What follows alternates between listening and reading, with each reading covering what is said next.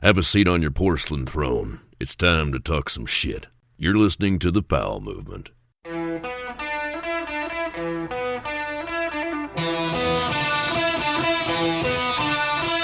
Welcome to the Powell Movement. I'm your host, Mike Powell, and this week it's a different type of Powell Movement. My guest is former Seahawk, Ram, Bengal, and Giants kicker Josh Brown. And Josh has had so many things going on in his life, and a lot of it has been bad lately. He's the first NFL player on the show, and he loves to snowboard. Unfortunately, I forgot to talk about snowboarding with Josh, but he loves to do it, and it helped him get through his darkest days. Josh and I talk about going from making millions of dollars kicking footballs to abusing his wife. This is a sensitive topic that I despise, but I'm not angry with Josh, and I don't think he's a bad person. He's human, and he made some terrible mistakes that he's going to pay for the rest of his life.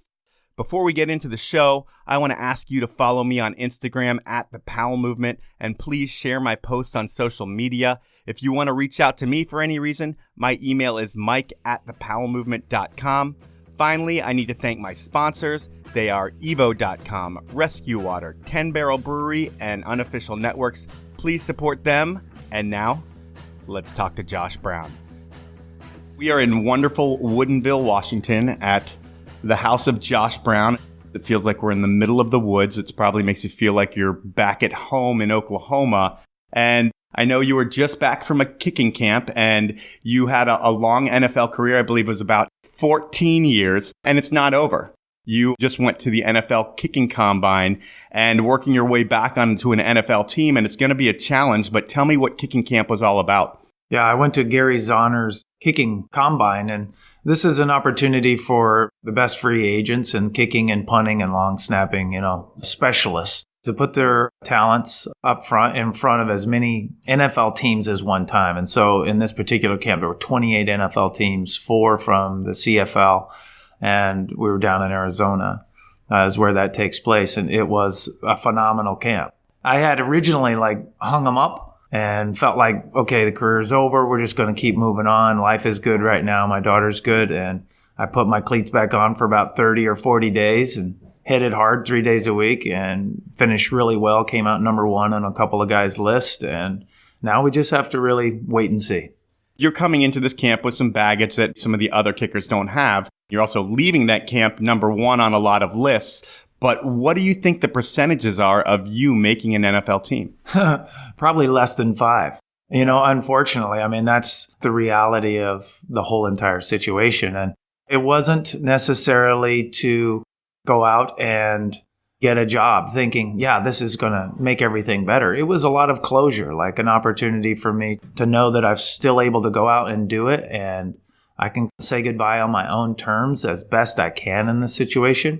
It was a great event. I was really pleased after only 30 days of working and getting ready for that. I was really pleased with how I performed. In terms of the kickers that were at camp, were you the oldest there? By far. In one situation, I think I was 15 years older than one of the youngest guys there. Wow. Yeah. And most of the guys were 23, 24, had just been out of college a year, maybe 2. Garrett Hartley was there. He was the closest one to my age. He's 33. There was a great span of age difference. So it was a humbling experience. One guy came up to me and he goes, man, I really lost it the day you lost your job. I've watched you. I've mimicked you. I've tried to do the things that you do on the field. And for me, it was like full circle because I felt that way about Jason Elam.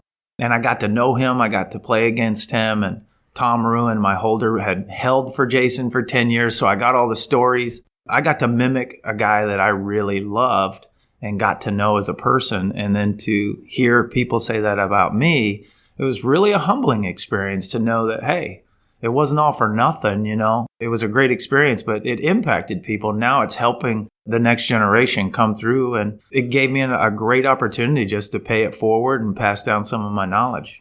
And in a weird situation, do you feel like a role model at one of those camps?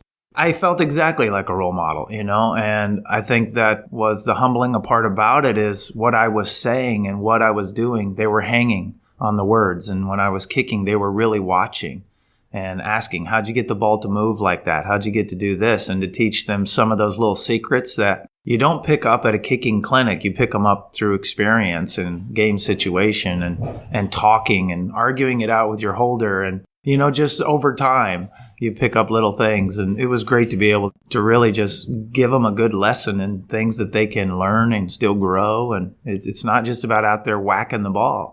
You're all at the top level, you're NFL caliber players. But do you look at any of the guys there and wonder, how did this guy even get invited to this camp? He doesn't have the ability to be in the league? Well, Gary does a great job of qualifying. So, we don't kick until Monday or Tuesday. So Sunday's a qualifying day. There were kids coming all the way from China, paying their money, coming all the way in, kicking 10 or 12 balls, and then they get the no. And that's tough. I mean, there was 150 some odd guys, punters, kickers, snappers, but only 38 kickers out of probably 65 that tried out actually got to perform on Tuesday. And this is the end of the line for people. If they don't make a team through this, given there's a chance they could get a call up from a team in the middle of the season that go try out. But everything that these guys have worked for, in your case, 39 years, but you've had a 14-year career in the league. But for a lot of these guys, everything they've worked for can end at that kicking camp. And then it's like, shit, I have to figure out my life now. Dude, that's exactly right. Because there was one guy there and he's like, yeah, I'm a banker during the week and I've got 2 kids and I'm just really wanting to make this dream come true. And he's spending $600 just to have a shot to be looked at. And then he fortunately qualifies, but hotel stays, rental cars. I mean, you're putting out $2,000 on a wish and a hope. And these are your grinders, man. The guys that are going to just literally give it everything that they've got financially, physically, emotionally. Their families are vested in it. And it doesn't always work out. No, and I would think when it doesn't work out for some of them, because some people are so hell-bent forward on making this dream happen, that's when the reality of life comes crashing down. And you have this high that you're going to camp, you get cut from camp, and then I don't know if depression sets in, but I'm sure for a lot of guys, it's a sad time before they figure out life. You hit the nail on the head. It's when your self-worth and your value as a person is tied up so tightly into making an NFL team, like that's going to define me. And you see that a lot.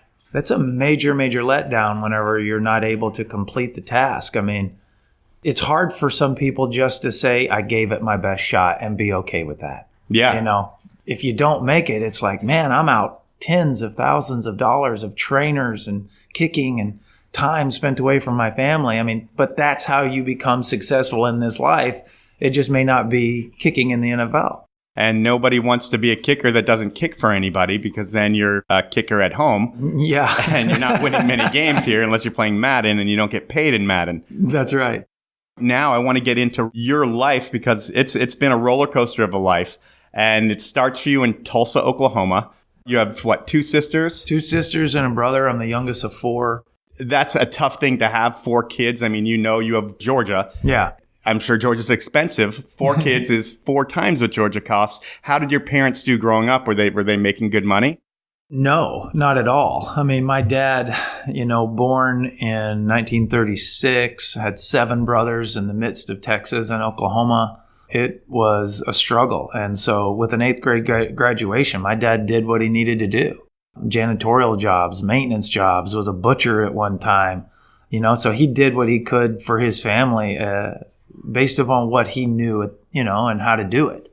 He was a worker, and so was my mom. My mom was a secretary and worked for a private aeronautics company for 25, 30 plus years.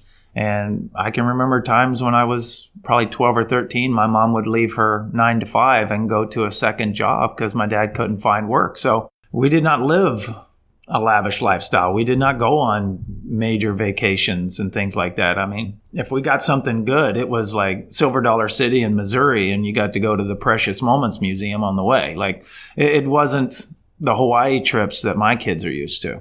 So totally different upbringing. It's nice that you're able to change that up. And where you grew up in Tulsa, it doesn't seem like the greatest place to raise a kid. It's not the most diverse area, and you're the minority in that area almost. Yeah. And you felt that growing up. No, I did. I mean, I was the white kid in my neighborhood, but I think times were just very different. You're a kid. You're not looking at what the world sees. You're naive to prejudiced and all of those other things. So, I mean, it was a fun childhood, but people always ask, like, man, you're a white kid. How'd you get so fast? I was like, have you ever been chased from school by dogs and other kids? Like, I was in the wrong neighborhood. And this was a neighborhood that typically I wouldn't say a lot of people would even drive down those streets these days. It's a rough part of Tulsa.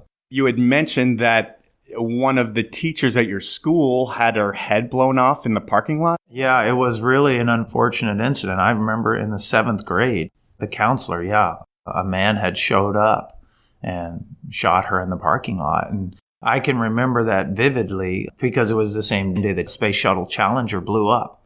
So my morning and afternoon was filled with school stuff and what had happened there. And then my evening was sitting in front of the television watching the Challenger blow up. So it was a pretty pivotal day in my life. It's locked in, I remember it. Yeah, I mean, did that shake you up? Did you want to go back to school? I was more fearful of kidnapping. I remember that. There was this old white van that used to drive by. Like, this was a announcement, that would come over the intercom. Like, if you're outside and you see a white van, just move closer to the school, get off the playground. Like, I'm in the 2nd grade and I can remember these announcements. Like, you shouldn't have to be thinking about that when you're at school. No, and that was really the fear in my childhood as well. There was the Ted Bundys and people out there that you'd go to a shopping mall and your parents would worry about you getting kidnapped. Now you have to worry about sending your kids to school because you don't know what's going to happen at school in the classroom. Right. So while back then it seemed scary getting kidnapped, not so bad with what the kids have to live with today. Yeah. And it's just crazy what they have to live with today. Yeah, it's a shame that, you can't just feel safe.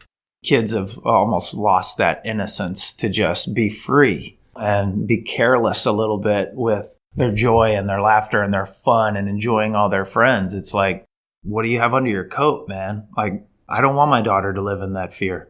Unfortunately, it doesn't seem like it's getting better.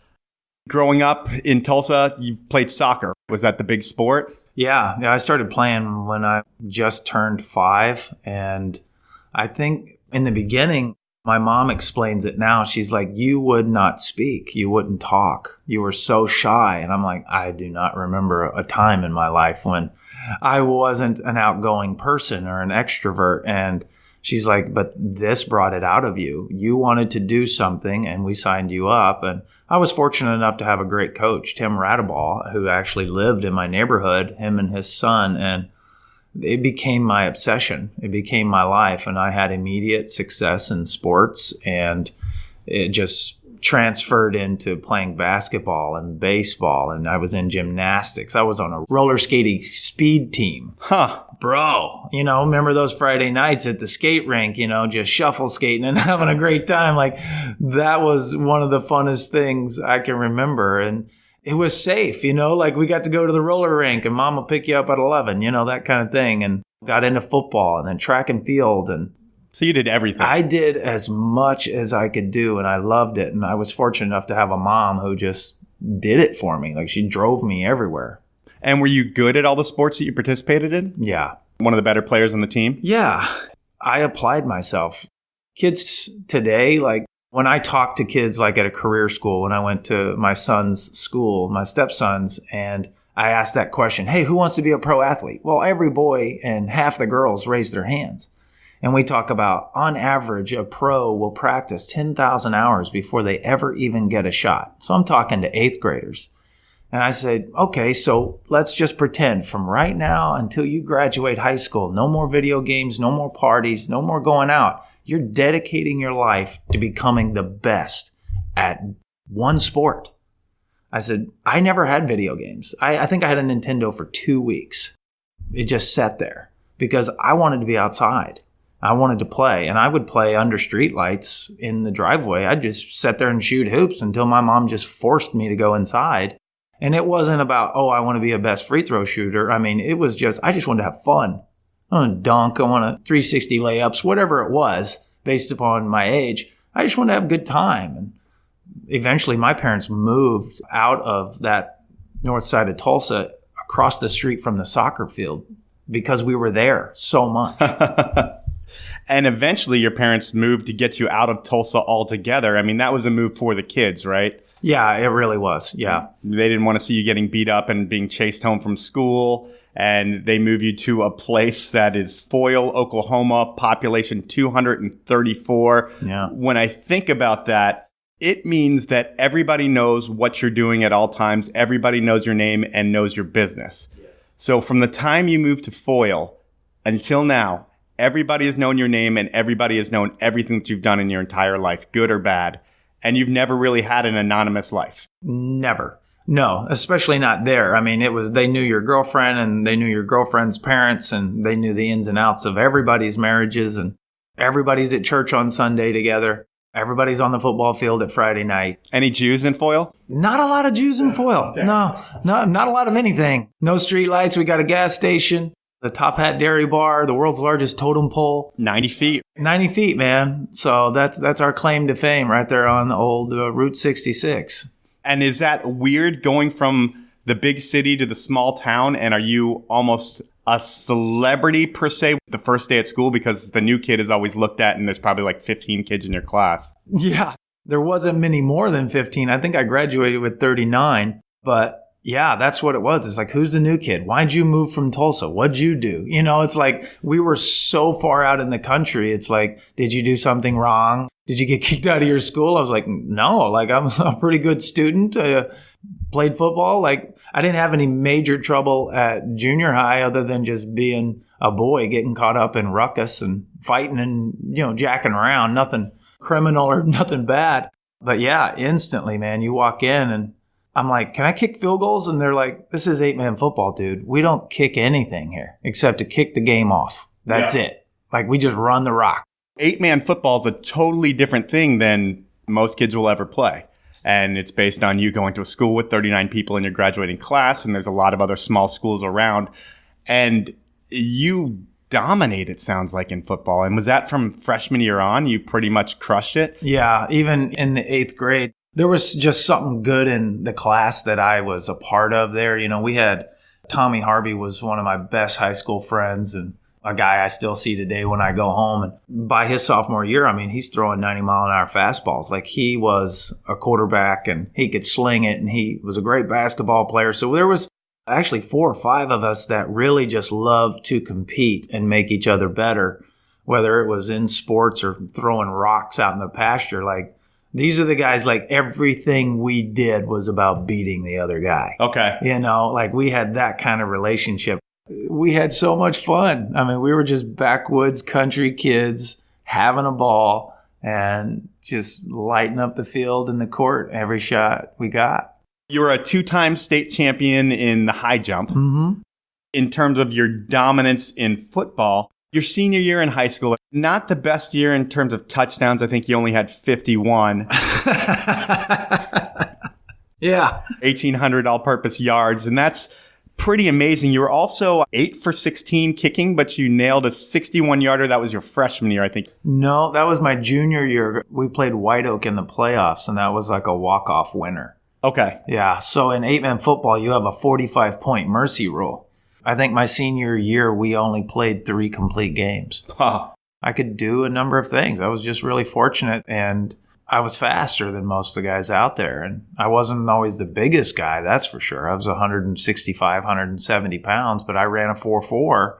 But we had a great coach who played at Oklahoma State back in the 70s with like Dexter Manley and ended up coaching with Jimmy Johnson and those guys at Oklahoma State in the 80s. And he just brought a tremendous amount of knowledge and wisdom to the game. And he taught us about the game. He taught us about life. And Rick the Cowboy Antle, still one of my best friends today, still getting in touch with him every time I get home and calling him from time to time. He's been a staple in my life. And he's helped so many of us. And he groomed us, man, but he worked us. He worked us hard. Whenever I hear Dexter Manley, it always makes me want to tell a story. My uncle ended up saving his life back in the day. Really? Dexter was holed up in a hotel room in Houston, I believe, smoking copious amounts of crack cocaine, and called my uncle and said, hey, remember on that TV show when I said I wanted my ashes buried in the south end zone of RFK? And my uncle said, yeah. And then Dexter hung up. And my uncle called the cops, and the cops arrested Dexter. I think he went to jail, but he also credited it with saving his life. Yeah. I mean, God, that's amazing that you even know who he is. 72, man. He couldn't read. He could not. He went through college. 3rd grade level of reading. And he could not read. Amazing. And when he went to Washington, D.C., he got stuck on the Beltway one time driving around because he couldn't find his exit because he couldn't read the street signs. I think sad. Eventually he went on Hooked on Phonics and became a spokesperson for them. And I believe he can read now, but he used to walk around with a newspaper all the time just to kind of cover it up. Like, sure. Oh yeah, I'm reading the paper. But man, what a badass. Oh, he was an animal on the football field. Yeah, forced to be reckoned with. Towards the end of high school, are you recruited by any schools for being a running back, or is it strictly being a kicker? No, I was more a running back than kicker at all. You know, that was one of the surprising things is I got a call from Florida and Texas, UCLA, and I was like, yeah, man, I love to kick field goals. And they're like, that's great, but we don't need a kicker. We want you to play running back. I'm like, why? I'm 170 pounds. I'm not going to be running, ISO plays up the gut. I don't know if my body's going to be able to handle that. And, Nebraska was like, well, we love you as a safety to come in. I'm like, what is happening here? Yeah. Like, these are not the positions I really want to be going and enduring. And I went to a Nebraska football camp, and I told Coach Osborne, I just walked up to him and I said, I'm going to be your kicker. And here's what I did. And I kicked a 61-yarder. He goes, man, that's amazing. Let's see what you got. And was able to put on a little bit of a display for him and Coach Dan Young, Milt Tenneper, some of the great legends of Nebraska football. They used to be good, right, Nebraska? Oh, man, we were the team. During the 90s, that 95 squad was arguably the best college football team ever put together. But yeah, I was recruited to play running back and safety by a number of different schools, and Nebraska just fit. What's the recruiting process like? Because this is the program era, if you saw that movie, and I'm sure you did. Yeah. There were a lot of rules now that might not have been in place then, and there were a lot of things happening behind closed doors to get people to go to their universities, because college football is the number one moneymaker, I think, for most of these big universities. Yeah. And did you experience any interesting things happening during recruiting that you look back on and you're like, that could have been fishy? I don't think they ever thought I would be the starting running back, so I don't think they were going to work that hard. There was no crazy baskets and no girls in my room or, all the rumors. And there was definitely no bags of cash or cars or anything like that. It was just straight laced, like lots of phone calls. I went to a lot of games at the University of Oklahoma during the recruiting process because they just say, hey, come out to any game you want. We'll give you 2 tickets. So me and my buddies, we just drive to Norman. It's 2.5, 3 hours. And we'd spend the night up there and have a good time and then come back. And your official visit is always good because, they would put you up in a great hotel. I took my mom to the University of Oklahoma to go on that trip with me. It's the first real trip that I took. And she's like, this is great. I got my own room and, there's water and fruit and a card and balloons. And to her, that was just extravagant. She loved it. And we ended up going to Nebraska, and that was my second trip, and that was it. I had 5 scheduled to Florida, UCLA, and Texas, Nebraska, Oklahoma. I only took 2. Once I met Coach Osborne, I was done. Okay, before we get into your college days, I'm going to take a break and talk about my sponsors. And my first sponsor is Evo. And Evo is way more than the best ski, snowboard, surf, bike, skate, and clothing website in the country. Why? Well, for one, they also have retail locations. A website that's investing in retail. Yes, it's true. Evo has stores in Denver, Seattle, and Portland, and they carry the best brands and only hire the most approachable and knowledgeable people. And their stores are in cool old buildings that have been brought back to life. It's a one-of-a-kind experience in retail. And on the web front, Evo offers a low price guarantee, free shipping on orders over $50, and a no-hassle return policy. And they always have a sale going on. On top of that, for listening to the show, Evo is going to give you 10% off your entire order. When you check out, use the code capital TPM, the number 10, that's all one word, and you'll get 10% off your order from Evo. My next sponsor is Rescue Water. And if you've been listening to the podcast and still haven't tried a Rescue Water, you're blowing it. Rescue Water is all about proactive recovery. And I'm sure you're asking yourself, what does that even mean? Well, think of it like this. If you're really tired, you skip the coffee and you grab yourself an energy drink. Well, if you really need to hydrate, like when you finish your workout, skate park session, practice, or driving home from the mountain, Skip the sports drink and grab a cold rescue water. There's no better choice for replacing electrolytes, and you'll feel better than ever. It's science and it works. I should mention that I drink one before bed on big nights, and since I started doing that, I don't have a headache in the morning. That's the truth. It really works for me. You can make it work for you by heading over to rescuewater.com. That's RESQ water.com. And you'll save 20% on a 12-pack case when you enter the code RESQ Water TPM. That's all one word. Rescue Water is also available on Amazon and Amazon Prime. Those are my sponsors. We can get back into your college years. It's that easy. There you go.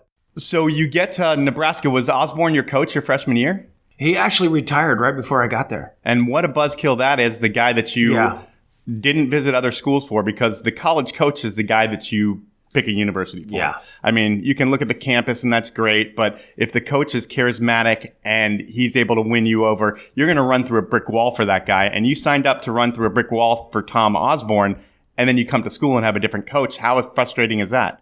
I think for me, my mentality has always been very different. I just love Tom, his honesty and his integrity and how other people spoke about him. And I think my mom kind of reassured me. She goes, Josh, this was devastating to me because I loved him. I love the way he talked. I love the way that he made me feel. He still knows my mom's name today. Last time I saw Tom, he's like, how is Quanah? He knew her name and he really impacted her. And I think it was harder on her. I really just trusted that who he was duplicated within his coaching staff. And I was right. You know, Frank Solich was just as good to me as Tom was. And I really knew Milt Tenneper and Dan Young. Those were the guys that came to my basketball games, and they spent time with me on the phone, and they talked to me. And those were guys that I really held on to tightly. Osborne was good, but I didn't have a tremendous amount of contact with him other than the recruiting when I was in the state. You know, when I went to Nebraska games or on the official visit. He did call me at one point at my house, and I heard from Dan Spurrier and Houston Nugget, and those were always great phone calls. But it was those position coaches and those guys that recruited that region that you really got close to. Did you start right from your freshman year? No, I redshirted. Chris Brown, who went on to play 10 years in the NFL, went to Pittsburgh and then started with Houston when they became a franchise and played his last 8 years there, was in front of me. So I really had a great first year opportunity to learn from who was the leading scorer in Nebraska history and just a good person, but a phenomenal kicker. Were there any program-like moments during your college career? I mean, I would think that it was a different era and people were a little bit looser, a little bit more wild. And it was one of those eras where if you went out and got in trouble, the cops are going to call the coach and say, hey, we got a problem here with the player. The coach is like, great, I'll take care of it. Thanks for letting me know. And I would think a lot of things got swept under the rug when you were in college. Was that how it was when you were there? It was nothing that I saw personally. It's kind of like parents keeping the younger kid in the dark about the older kid's activities. Yep. Because they don't want it to bleed off. But it happened. Oh, I'm 100% positive that things like that occurred. Absolutely. I mean, Nebraska's campus is so close to O Street. And O Street is the street in Lincoln that all the bars sit on. You're literally about 500-600 yards away from 20 bars. And, you know, I'm sure there was a number of times coaches had to step in and keep their guys safe and keep the team moving in the right direction. And does it do us any good in the long run? Probably not. There's that level of enablement there, but that's the inside workings of this college and these sports that people don't see. Well, the enabling, I think, for any athlete, you grow up and everybody tells you you're great from the time you're, second, third grade? Sure. Oh, Josh is the best. He's so great at this sport. And people are telling you you're great your whole life. They're making your problems disappear. And it fosters an environment where you can do no wrong, you feel like, until you're not important anymore. It's a weird thing, I would think, being an athlete. Yeah. I can remember, and in the third grade, talking to baseball coaches, and they're like, no, you need to be playing at the fourth and fifth grade level. Like, you're way too good to be at the third grade level. Well, the problem is you start to believe this about every aspect of your life, and it really creates narcissistic mentalities. You really start to buy in that you really are special. Well, the fact is you are not. You're special to them because you're going to help them win something. Yep. That's your talent. That's what you do. And I think when you lose focus off of the important things and the real value that you bring as a human and as a person, you can get completely lost in believing all the hype about who you are. For an athlete, it's probably difficult to separate that what you do is not who you are. But for 30 years of your life, you were a kicker, and that's who you were. Right. But that's really not who you were. You were Josh Brown, who Right. had the problems that everybody else has. Sure. You just happened to have a really strong leg, great work ethic, and a great kicker. But it's tough to separate those when all anybody wants to talk about is that kicking. That's it. Yeah. You're truly valued for what you do. I mean, and that becomes it. I mean, I think looking back now, I can identify the people that genuinely cared about me, and then I can identify the people that only cared about what I could do for them. You are a commodity that generates revenue when you're working. 100%. And other people can generate revenue off of you in many different aspects. I mean, I'm sure there's a promotion here, a signing here, and it's all money in a lot of people's pockets, money in your pocket too. But some of it's not even important to you. You're just doing it for friends to make that appearance happen. And eventually you sign your whole life away and you don't have it as much as you'd like. Yeah, no, that's true. I mean, you have to learn the value of the word no. You know, your priorities have to be put in check. And until you do that, or something is important enough to force you to do that, I mean, you just keep going along with the flow. Like, this is how it's supposed to go. I'm special. I'm important. People want my autograph. And that's all great, you know, but in the end, somebody's going to tell you it's over. And then what? And that's when life begins. That's when real life begins, because 14 years in the NFL, the least I think I ever made was like $20,000 a week. It's crazy. Like, that's bananas to be 24 years old and somebody's handing you $250,000, $300,000. My first year, I spent every single penny of my career. And it was like, oh, I need a car. I need a computer. You'd like to say money didn't change me. Money may not change who you are at the core and your heart, but it changes your habits. Yeah. I didn't roll through McDonald's anymore. Not when I could afford to go to this other restaurant. It changes your mentality and your habits and the things that you can do. It opens up many, many, many doors, and you can get lost real quick. I can imagine. So we're going to go back into college before we talk about the money and the pros, because I'm sure that's fun too. But what are your memorable football moments in college? Because we're not going to really talk about your full career in college. You had a storied career. I mean, I think you were all Big Ten your senior year and one of the best in college football. But your personal career moments that you think back to and that reminds you of the greatness of college. Yeah, I can.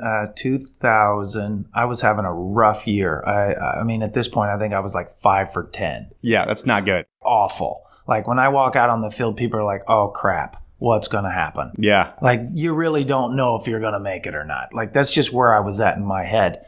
Playing Colorado, we're getting beat. Nebraska doesn't lose to Colorado. No, we do not. And definitely not at Lincoln Stadium. Memorial Stadium is going crazy noise, just trying to hype it up. Colorado goes down and scores. We get the ball back. It's Eric Crouch, Bobby Newcomb, 47 seconds from the other 20.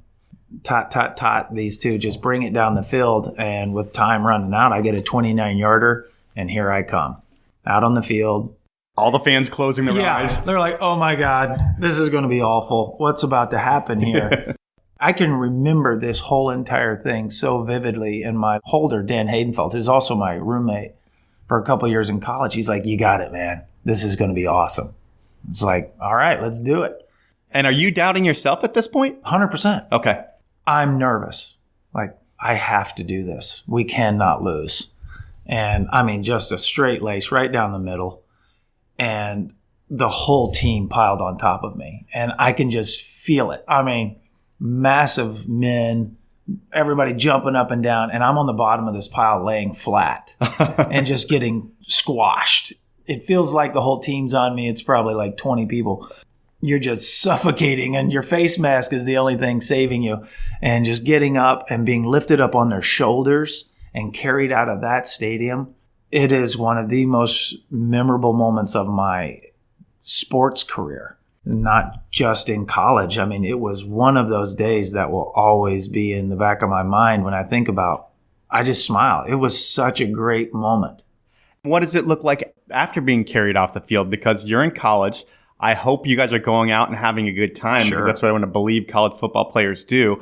And do you guys have crazy parties? Yeah. I mean, we were in college just like anybody else. And that was my night on O Street. Nothing was being paid for. It was just a great night. Like nothing can bring you down. You're having a great time. Everybody's talking to you, slapping you on the back, high fives. Just a great night, and I can remember it. So, it wasn't too much of a party, but it was just one of those moments where the day was just perfect. Towards the end of your college career, you're going to be getting ready to go to the NFL. I believe you know that your career path is going to the pros. And how do you prepare yourself after the college football season for the pros? I had made up my mind my beginning of my junior year. I had finally said to myself, I can do this. I ended up going to Fourth Down Sports, Fred Pinciero and Bill Renner. I spent the summer in would have been the Shenandoah Valley. Oh, in Virginia? Virginia. Yeah, I'm from Virginia. Yeah. So I'm down there with Fred in his backyard at these football fields, just learning how to kick and kicking thousands and thousands of balls and figuring out my routine, figuring out my mindset. How am I going to enter the field? What's the stroke feel like? And my senior year, I came out and just had a great year.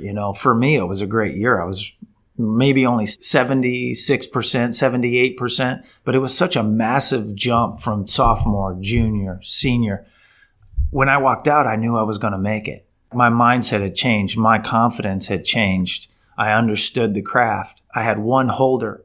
I had the backup lineman who was my full-time snapper who never hardly practiced because he wasn't going to start. So I had these two guys constantly. So we had this routine, boom, boom, boom, all the time my senior year. And I kicked off really well. I was 65% on touchbacks. Like nobody touched the ball when we kicked off. That was a good thing that I had going. But I wasn't expected to be a draft pick. I wasn't expected to be a Groza winner. I wasn't in the nominations for the awards. And I said, you know what, if I'm going to do this, it's really up to me. And I started just spending my days all the winter getting into the indoor, kicking, working on getting the ball up and striking the ball well, less partying, not going out, really getting sleep, learning how to do things and training in the weight room. And I ended up getting invited to the combine. I was the last guy invited. And all these award winners are there, all these guys that I'd seen on TV hitting big game winners. Damon was there from Auburn and Seth was there from Tulane. And, these are the guys that you're like, wow, man, like you guys are going to be great. I was the only guy drafted. And I still look at that now. Like, what did I do to put myself in that position? And it was just about me grinding it out and sacrificing going out and dating girls and partying it up. Like, I had to do what I had to do, and I get picked by Seattle, which I didn't necessarily know was going to happen, but all the teams that are even thinking about drafting you after the combine will come to Nebraska. You do your pro day, you do individual workouts with these coaches. Just me and one guy just watching me kick field goals. It was incredible. It was such a journey to have these epic coaches come out and just say, let me see you do this, let me see you do that. And you have some red flags that came out of college, too, that you have to get over. Yeah. So I'm not sure if it was junior or senior year, and I don't think the year really matters, but it's 2001, and it sounds like you were dating a girl for 2 years, and you guys broke up. She ends up going out with a teammate of yours, which is bullshit on the teammate's part, but regardless, that's a totally different podcast. And you're pissed off. Yeah. Who were you mad at here? Are you mad at the girlfriend or the player? I think I was just mad at the guy. Because you don't do that to friends? I was mad at the guy, and I was disappointed that it broke up. But the deeper inside thing is I was mad it just didn't work out for me. Yeah. Like I wasn't worried if she was happy or not. That was the selfish part about it. And I was talking to her sister. It crushed me. This your first love? Yeah. I mean, and we're still friends today. Okay. We still talk today. It's amazing. We look back and we're like, God, how stupid were we? Yeah. Like we were ridiculous. And we really were just infatuated with each other at 20, 21 years old and spending every second of our life together. And I can remember just going out and just tying one on really tight and just didn't know how to deal with the emotions of it. and driving over there and seeing that guy. And I went for it and got into a fight with him. And she unfortunately got knocked over trying to jump in the middle of us. And they turned it into this big, oh, well, you did this and you pushed her down. I was like, no, I really didn't. Like, You went to fight a guy. Yeah, I did. Yeah. I mean, it was about him and, got my licks in and blacked out. Okay. And fell down. Because I read at the end of it that he had you pinned to the ground. Yeah, I was dead asleep. Oh, wow. No, I mean, it was from being knocked out. No, It was from drinking? I was from drinking. I exerted so much energy, and for whatever reason, I laid down, and I woke up with actually her on top of me, like, you idiot, what are you doing? I was like, I have no idea, and found myself in handcuffs and called my mom, and I was like, I'm in jail. And she's like, enjoy your night.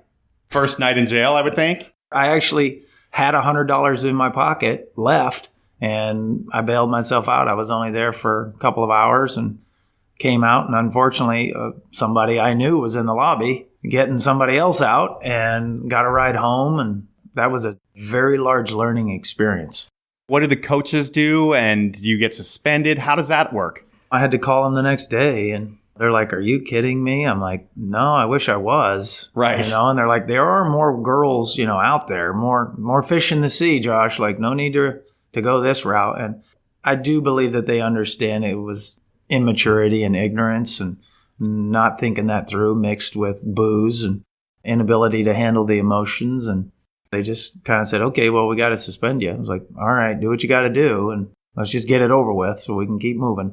And then you also, and I think a year later, ended up with a DUI at school. Yeah. And that's the year before the draft. Yeah. So when you go to this combine, do you have a ton of questions about drinking and driving, about domestic violence and all these things? Because you have to answer a lot of questions that you wouldn't have to answer if those things didn't happen. Absolutely. Because, at the combine, you rotate tables. So there's 32 teams. So you're going table to table until you get to see all 32 coaches. And some of the coaches were like, hey, man, how was your fight? Like, awesome or what? And then some people are like, okay, so what's going on? Like, are you handling this? We don't want to deal with this. Yeah. Do you have control of yourself? Can you come and be a responsible adult and work and enter the real world? And I'm like, yeah, absolutely. And I believed that. I believed that I could just self-control that. And the DUI, man, that was such a disappointment. We were just driving home from a date in a construction zone doing like 5 miles over the limit. It wasn't reckless or anything like that. And everything was, as far as fine, passing the street test that the cops put you through. But I blew it was 0.08. So I was just like 0.2 over the limit. And the cop's like, oh, I know who you are. I won't tell nobody. I'm like, dude, you're not going to have to say a word. This is a public file. Like, somebody is scouring your files. And I got a call at 4 a.m. My coaches already knew. Wow. Yeah. And I missed my last game of my senior year. It was devastating. It really was. And it was embarrassing, and rightfully so. It was something that's completely avoidable and just a very stupid decision on my part. I'd say at that point in 2002, DUIs weren't as common as they are today. Right. A lot of people I know have had one, but back then it was, you did everything you could to not get one. And if you did, you thought it was the end of the world, and you got one. In hindsight, it might have been the thing that saved my life. Just getting caught is something that you don't want to deal with anymore because of the fines and the public embarrassment and things like that. It was devastating. Well, you make it through the combine. Yeah. You get drafted. Yeah. And you're a professional football player. Yeah. And everybody back in Foyil, Oklahoma is shitting their pants. Josh has made the NFL, although they probably believed in you your whole life because you were the best athlete to come out of that town. Yeah. But in terms of how your life changes right away, when you sign that contract, like you said, you're making $20,000 a week.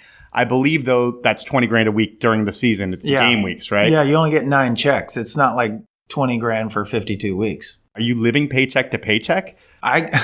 This is how naive I was to the business. I remember my signing bonus was $32,000. And I remember calling the Seahawks the next July going, hey, when does my bonus come back in again? And they're like, what bonus? I go, I got $32,000 last year. And they're like, yeah, you get it once. I'm like, what do you mean? I'm out of money and we got to go to training camp. Like, what in the world? Like, I'm living in an apartment. They're like, well, go get a credit card or call your mother. I'm like, I'm 25 years old. Like, I can't, what are you talking about? Like, I did not understand just how big the NFL was. I didn't understand how the business worked. I just wanted to kick and everything else would take care of itself. And you hear of other guys tell some of these same stories. And I know guys that are like, well, I framed my check. Like, when do I get the money? And they're like, we gave it to you. It's in the frame. Like, they're like, what do you mean? There are some greater stories out there than mine, but that was one of those things that clued me in like, okay, I need to pay a little closer attention here to the money issues and taxes, and I need to start learning some things. I was still so immature in my mind. Everybody did everything for you your whole life. Yeah. I didn't know how to do it. And so I hired somebody to come in and teach me and assist me in organizing my house and my files and getting my taxes together, because I file in 11 different states. Wow. I'm not filing just in Seattle. I file in every state that I play in. Oh, wow. Every single week, we are adhering to the tax laws of that state. Well, that sucks. So when I hand over my taxes to the local guy back in Oklahoma who's done my mom's, he worked at the church and did that. And he's like, I've got to file in all these states. And then he goes, that'll be $400. I'm like, okay, I'll pay you $400 to file in 11 states. Yeah. I would dream of that today. But for all of us, it was a growing experience, even for the CPAs. All right, I'm going to take a break real quick to talk about my last sponsor, a brand that brews beer, drinks beer, and has fun doing it, period. They're the 10 Barrel Brewery based out of Bend, Oregon. They live and breathe the ski and snowboard culture. And in the summer, they bike, they hike, but most importantly, they like to drink beer outside. They want you to channel your inner 10 Barrel and start a drinking beer outside movement in your town. It's an easy thing to do, but if that's not your style and you happen to be in Bend, Portland, Boise, Denver, or San Diego, check out one of the 10 Barrel pubs for some great food, our favorite beers, and a little of that 10 Barrel flavor. If you ski or snowboard, support the beer that supports you. The 10 Barrel Brewery. Find out more about the beer and the pubs over at 10barrel.com. And that was my last sponsor. Since we're talking about you spending money early in your career, throughout your career, there's a lot of people that are coming up to you asking you for money for investments, for, hey, I've got this idea that I want you to invest in, because they know you have money. You're that cash cow that can fund someone's dreams, whether they're planned out well or not. And what is the worst investment that you've gotten in since you were a professional? I can honestly tell you, I only invested and gave money to one person. Did it work? I got that money back in 6 months. Okay. And I did the major no-no of loaning my family money. My brother's like, he had a balloon payment come up. He had something happen. And he's like, my mortgage is this. And I'm like, you're my brother. You're my only brother. I was like, okay. I loaned him the money, and he was in a great position. And he had a wife that just said, you know what? Your brother just did us a solid, and now we need to pay him back. They went out and sold portions of their acreage. Wow. They had several acres, and they sold a section off just to pay me back within 6 months. And a lot of people were like, that was the dumbest thing you could have ever done. Why would you give your family money? We told you not to do that. Like, we've preached that this can be the major breaker in a family. I just believed he was going to do it, and he did it. And I've turned down other family members. I have credit card debt, this and that. I was like, great. Well, cancel your cable and stop smoking, and maybe I'll think about it. And they're like, well, I'm not going to do that. I said, well, I'm not going to enable you by giving you money to pay off your 10 credit cards. Yeah. That is ignorant on my part. And I was older whenever some of those requests came through, but the request for money is a weekly thing. You still get that? Sure. I got it yesterday. That's crazy. Literally yesterday, somebody's like, hey, I would love to meet you. I'm starting a store. And I'm like, in all honesty, I would love to come sit and have a coffee and chat with you about your ideas, but I'm not in a position to be loaning out money. I'm not the bank. And last they checked, you weren't playing on an NFL team right now. Exactly. It's like, hey, look at the fine print. You should have called me 5 years ago. Yeah. I'll give you the money, and I'll also take 51% of your company. Thank you very much. But that doesn't happen. That's not the real world, and that's not what they're looking for. And they're friends of mine, but it doesn't stop. When somebody knows that you have the opportunity to help them, they're not afraid to ask, because some people, that's just their job, is to ask for money. And that's okay. I get it, and I'm all about impacting people and impacting lives and helping things grow. But it has to make sense, especially when Molly and I were married. I mean, there was 5 of us. A lot of mouths to feed. Yeah. There's mouths to feed. There's sports. I have a daughter coming. I have 3 kids I'm putting through college. Like, I can't just invest in everybody's new invention. And so, learning how to say no and learning how to say no respectfully, and doing it the right way. I mean, no need to burn bridges here, but it happens constantly. So there was no investments that you made that were wildly successful then either? No. You just stayed away from that? I did, because it's so much of a risk. I mean, our money that we make in professional sports, ours is not guaranteed in football. So if you're a baseball player and you know that you have $100 million coming, you can probably think a little bit differently about investing in different areas, and maybe even burning some money and losing some money. I couldn't take those risks. You know what? I did invest in 1% of a restaurant one time. A bunch of football players got together from college and we started this great restaurant. It was done in a year and a half, $5 million in the tank. And I was fortunate enough, I only invested 1%. And you just did it to do it with your buddies? Yeah, and to do it with those buddies. And it wasn't a grand amount of money that I could say, okay, I can swallow hard and be okay now. Right. It wasn't $1 million. It wasn't hundreds of thousands. It was just a small amount of money. But I wanted to be a part of the adventure. Yeah. And hang my jersey up and my stuff in there. And in the end, it just didn't work out. It wasn't put together right. And restaurants are hard. You don't have a wing dome? No, that's exactly right. And then who are the guys on the Hawks that is your circle of friends? What's your crew? Oh, Matt Hasselbeck, JP Darsh, Isaiah Kazavinsky, Nico, Lofa, Ryan Hannum, Taco Wallace, Jeremy Urban, guys that I still am in contact with today. We had such a great 5-year run together in my 5 years with those guys, and still get to talk to them today, watch their kids grow up, and get to meet probably about once a year whenever we have these reunion dinners, and just really some close-knit friends that they're lifers.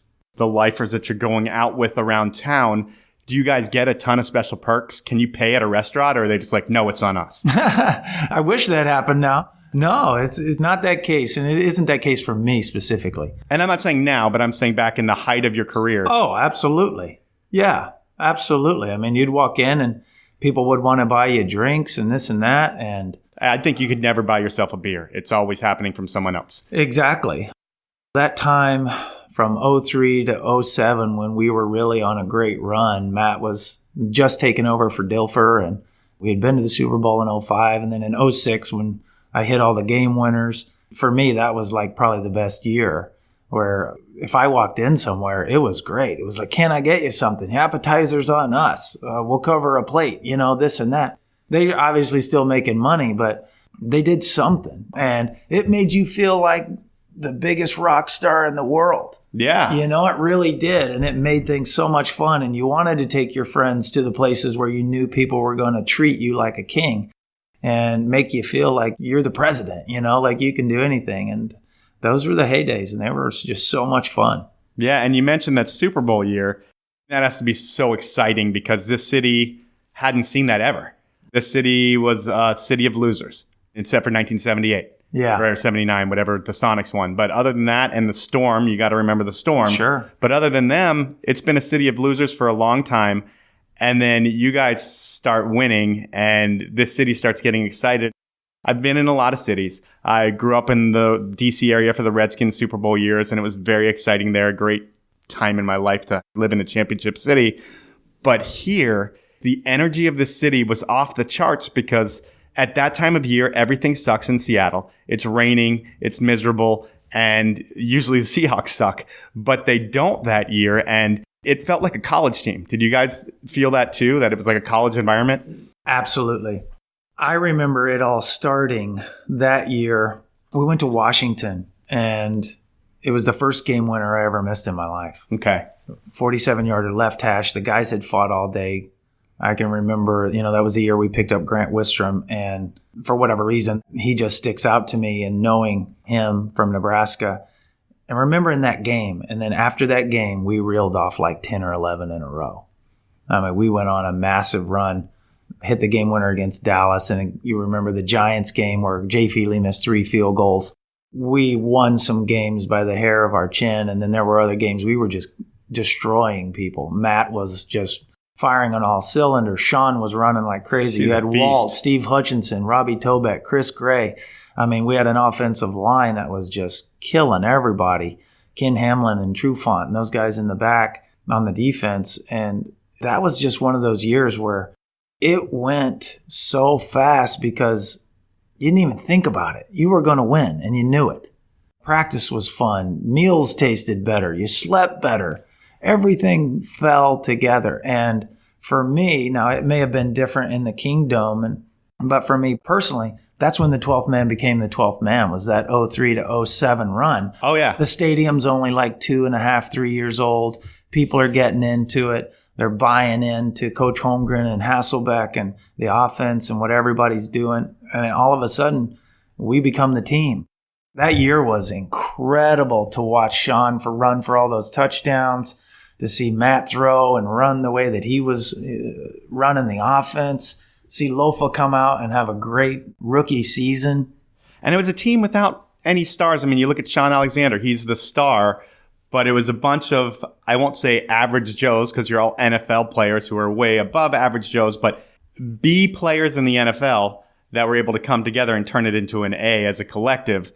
And then you guys go to the Super Bowl, which is, a dream come true for every kid. Yeah. And the Super Bowl experience has to be an interesting one because there's 2 major plays there that really change the outcome of the game. And, today officiating definitely impacts the game a lot more than it did then. But that could be the most least talked about, but biggest game ever where officiating changed a game. I don't know how you feel about that. It most definitely did. I mean, the 2 plays that come to mind is Roethlisberger, just trying to etch in. And then later saying, I probably wasn't in. I'm like, come on, just don't tell us that. Yeah. And then Darryl Jackson getting called with the push off in the back of the end zone. Yep. But the other one was the holding penalty. Late in the third or early in the fourth, Sean Locklear got him for a holding penalty, and Matt had thrown a pass. We were like inside the 5-yard line. And he literally just pushed the guy to the ground. I mean, just watching the replays. I have not watched that game since that game. Okay. I never went back and watched it. I wasn't happy with my performance in that game. And it left such a bitter taste in your mouth because it's the one game that you play your whole life for to win. And then after the game, they string out this yellow rope right in front of you. And they're like, okay, you lost. Please leave. It's like, you weren't even there. You don't go across and shake hands with the other team. It may be different today, but in that instant, I remember, standing on the sideline watching the clock click down and hear all these guys in maroon jackets lined up with this yellow rope, literally fencing you off, herding you to the locker room. Like, get out of here. We've got to talk to the winners now. Thanks for taking the flight. Have a good night. It was like, oh my God, what a horrible way to walk off the field. Not just losing, but just to be shuffled off. Like, it doesn't even matter now. There's that line in Moneyball. He goes, you can win all the games in a row that you want. You can win all the games in the season. But if you don't win the last game, nobody gives a crap. And that's how it felt. That's what it comes down to. You got to win the last game. You quote Moneyball. I quote Ricky Bobby. If you're not first, you're last. Yeah, that's exactly what it feels like. What a painful moment. And just knowing, which you probably aren't thinking about then, but there are boxes of hats and T-shirts that say Seattle Seahawks Super Bowl champions that are going to be sent to some third world country where those kids will wear them and think you guys won a championship. So if you ever go to Nambia, if that's even a country, they probably think you won a championship and they're really proud of you. Well, I may take a flight and go celebrate. Yeah. So you kick one more year in Seattle after that, and that's the great year in your career. I mean, that's the one that you were saying you had all those game winners the year after the Super Bowl. No, that was 06. I ended up playing the 07 season here, and that was another great year. We were, 82, 83% that year. But, I had 5 good years, but 06, 07 were just really solid, and I showed that I was moving upward. Like, my percentages were going up. I was gaining confidence, understanding, and trust in myself. And I think the team trusted too, based upon the offers that I was getting from teams around the league. You know what's funny with a kicker? I can't really remember back to your era how I was feeling, and that's probably some of the things I've done to my body that make me forget that. But I can remember Hauschka, and 2 years ago, put Hauschka on the line, he's going to kick everything, and there's no question. His last year in Seattle, there was a little bit of a question mark. Every time he'd go up to kick, you were kind of just like, I don't know if he's going to make it. And this is a guy that I would have sworn was the best kicker in the league 2 years before. And it's weird how that confidence or something can change in the fans and the kicker. Yeah. And everybody's wondering if he's going to make it. I don't know where I was going with that. But eventually, it becomes time to leave Seattle. And is that your decision or the Seahawks' decision? I mean, this was purely my decision. You know, I was in talks with a number of teams. Billy Devaney was the general manager over at Atlanta and then got the job in St. Louis. And we knew Billy was coming hard after the season. I mean, he had already expressed it, even playing against Atlanta, kicking well there. You know, he's like, you're the best guy in the league right now, and you're only going up, and I'm going to get you. And I was like, okay, come get me, whatever that means. I don't know. But the offers were coming in, and I'm like, what is going on here? I can't handle this idea of all this coming at once. And I don't want that to come across rude, but still 5 years in, it's like, how do you process the idea of somebody giving you $10 to $15 million for kicking a football? I mean, it's an amazing feeling. But when you look at the fine print and you look at the little things, the money is really made in the first 3 years. Those last 3 years are backloaded for a reason, because if you do anything wrong, they're just going to cut you. Contracts in the NFL mean nothing without guaranteed money. It seems like the only place in the world where you can have a contract in place and a player can say, I'm not going to play for the contract I've signed. The team can have that leverage against the player as well. It just seems totally backwards. Yeah, no, absolutely. I mean, especially when you're there and you've worked 5 years prior to get this offer, and then to not be able to get all of the money that you feel you've already worked for. But the bonus and the guarantee is the money now. That's what you work for. And you work for having majority of your money in the first 3 years. And there was a separation of money between the Rams and the Seahawks. The Seahawks wanted 6 years. The Rams said 5. They were willing to give me the $4 million bonus within like 90 days. There was a difference in time with the Seahawks, but in the first 3 years, the difference was a couple of $1 million. And I'm like, those first 3 years matter. That's the pivotal. They're not going to get rid of me in 3 years unless I just actually go down the tank. I just need to survive for 3 years and get better and continue to grow and then work on the next deal that's 5 years out. That was my mindset, that I had already earned that $14.2 million. And I'm now working on the next contract that I want to be bigger than $14 million. And I went to St. Louis. I got married. Then reality hit me. I've got Insta family. I've got 2 boys coming in that are now 7 and 10. I've got a daughter coming later on. And life just hits you in the face. And all this money and all this spending and trying to take vacations. And your mind, if you don't stay focused and intentional with your time and intentional with your efforts, it's easy to get lost. So I'm going to guess that your Seattle days were the days where you were living it up in Belltown. You're going out, you are living the ultimate bachelor life, and everybody knows what that means, especially if you're an NFL player. And like you said, you have 2 stepkids and 1 biological child. So it didn't come back to haunt you those fun days early, which they do come back to haunt other people at some points, you know, maybe 18 years later when it's like, hi, Dad. But you didn't have that. And how do you meet Molly? We actually met down in Belltown. Tia Luz. I met her on her 25th birthday, and just remember, she's like, oh, I don't want to meet a football player, blah, blah, blah. And do you like, I'm a kicker? No, yeah, I'm like, I'm not really a football player. I'm just there to kick the balls and hang out. But we met that night, and we hit it off right off the bat. I mean, she was unfortunately coming out of a relationship that didn't work out, and I was out on the town. This was a normal Thursday night for me. And met this beautiful blonde-headed girl, and we just had a lot of fun. And we were together from that night and for the next 10 years, off and on, going through relationship stuff.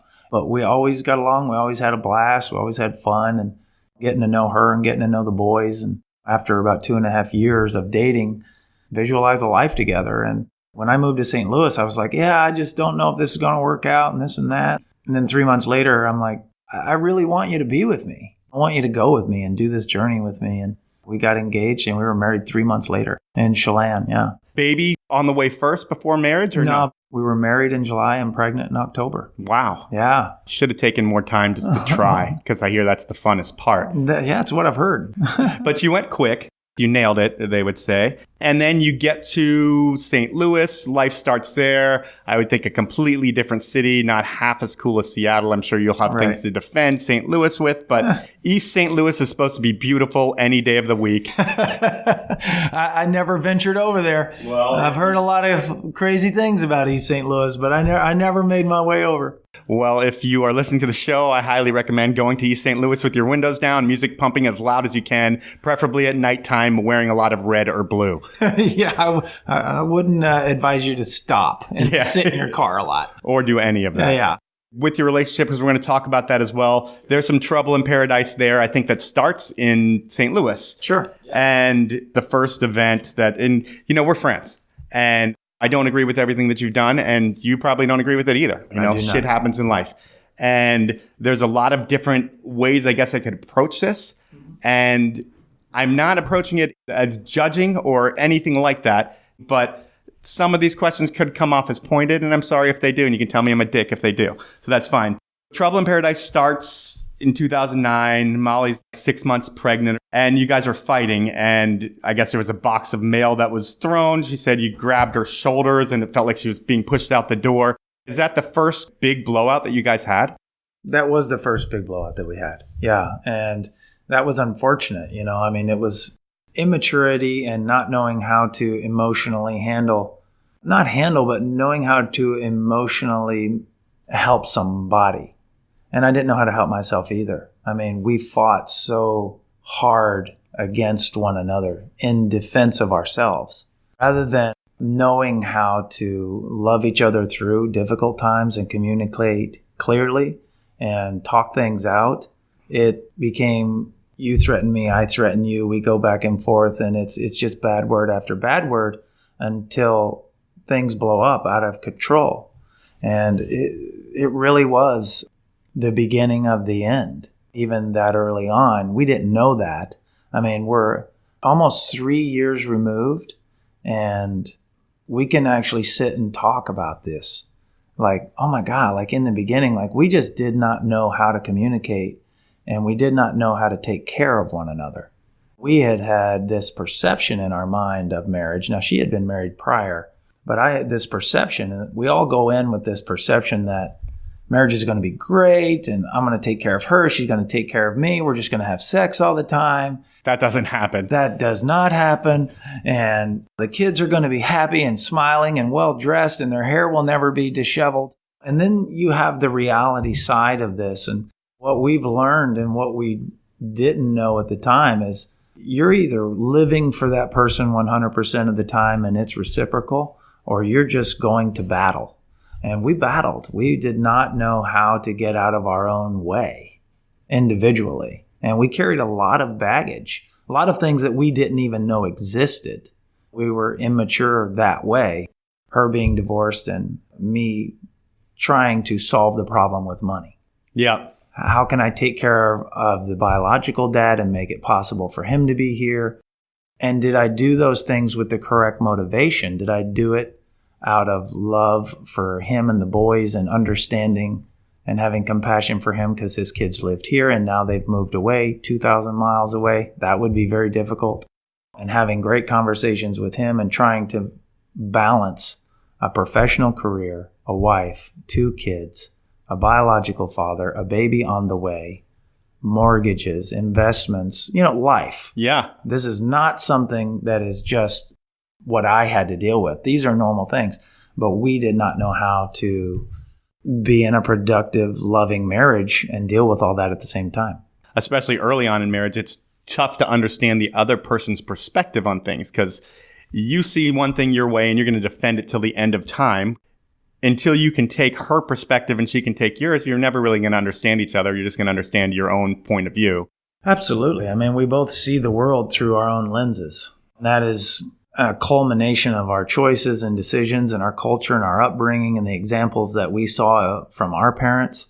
And as much as we all say, well, I just don't want to be like my mom and dad, And some people don't say it, but in the end, you really are a product of what you saw and what you heard and what you've allowed into your mind and the choices that you've made. And I think we all know it. We might not want to believe it, but you can look at yourself in certain situations. I see it myself all the time where I'm like, holy shit, I'm my dad, and it's scary. It happens to all of us. It does happen to all of us. And to really change that family tree to create your own branch and create a new way of thinking and a new way of doing life, for me, it is an intentional daily effort. I mean, it comes down to the smallest decisions of how am I going to think today? How am I going to impact somebody else's life? Am I going to go out there and do that intentionally?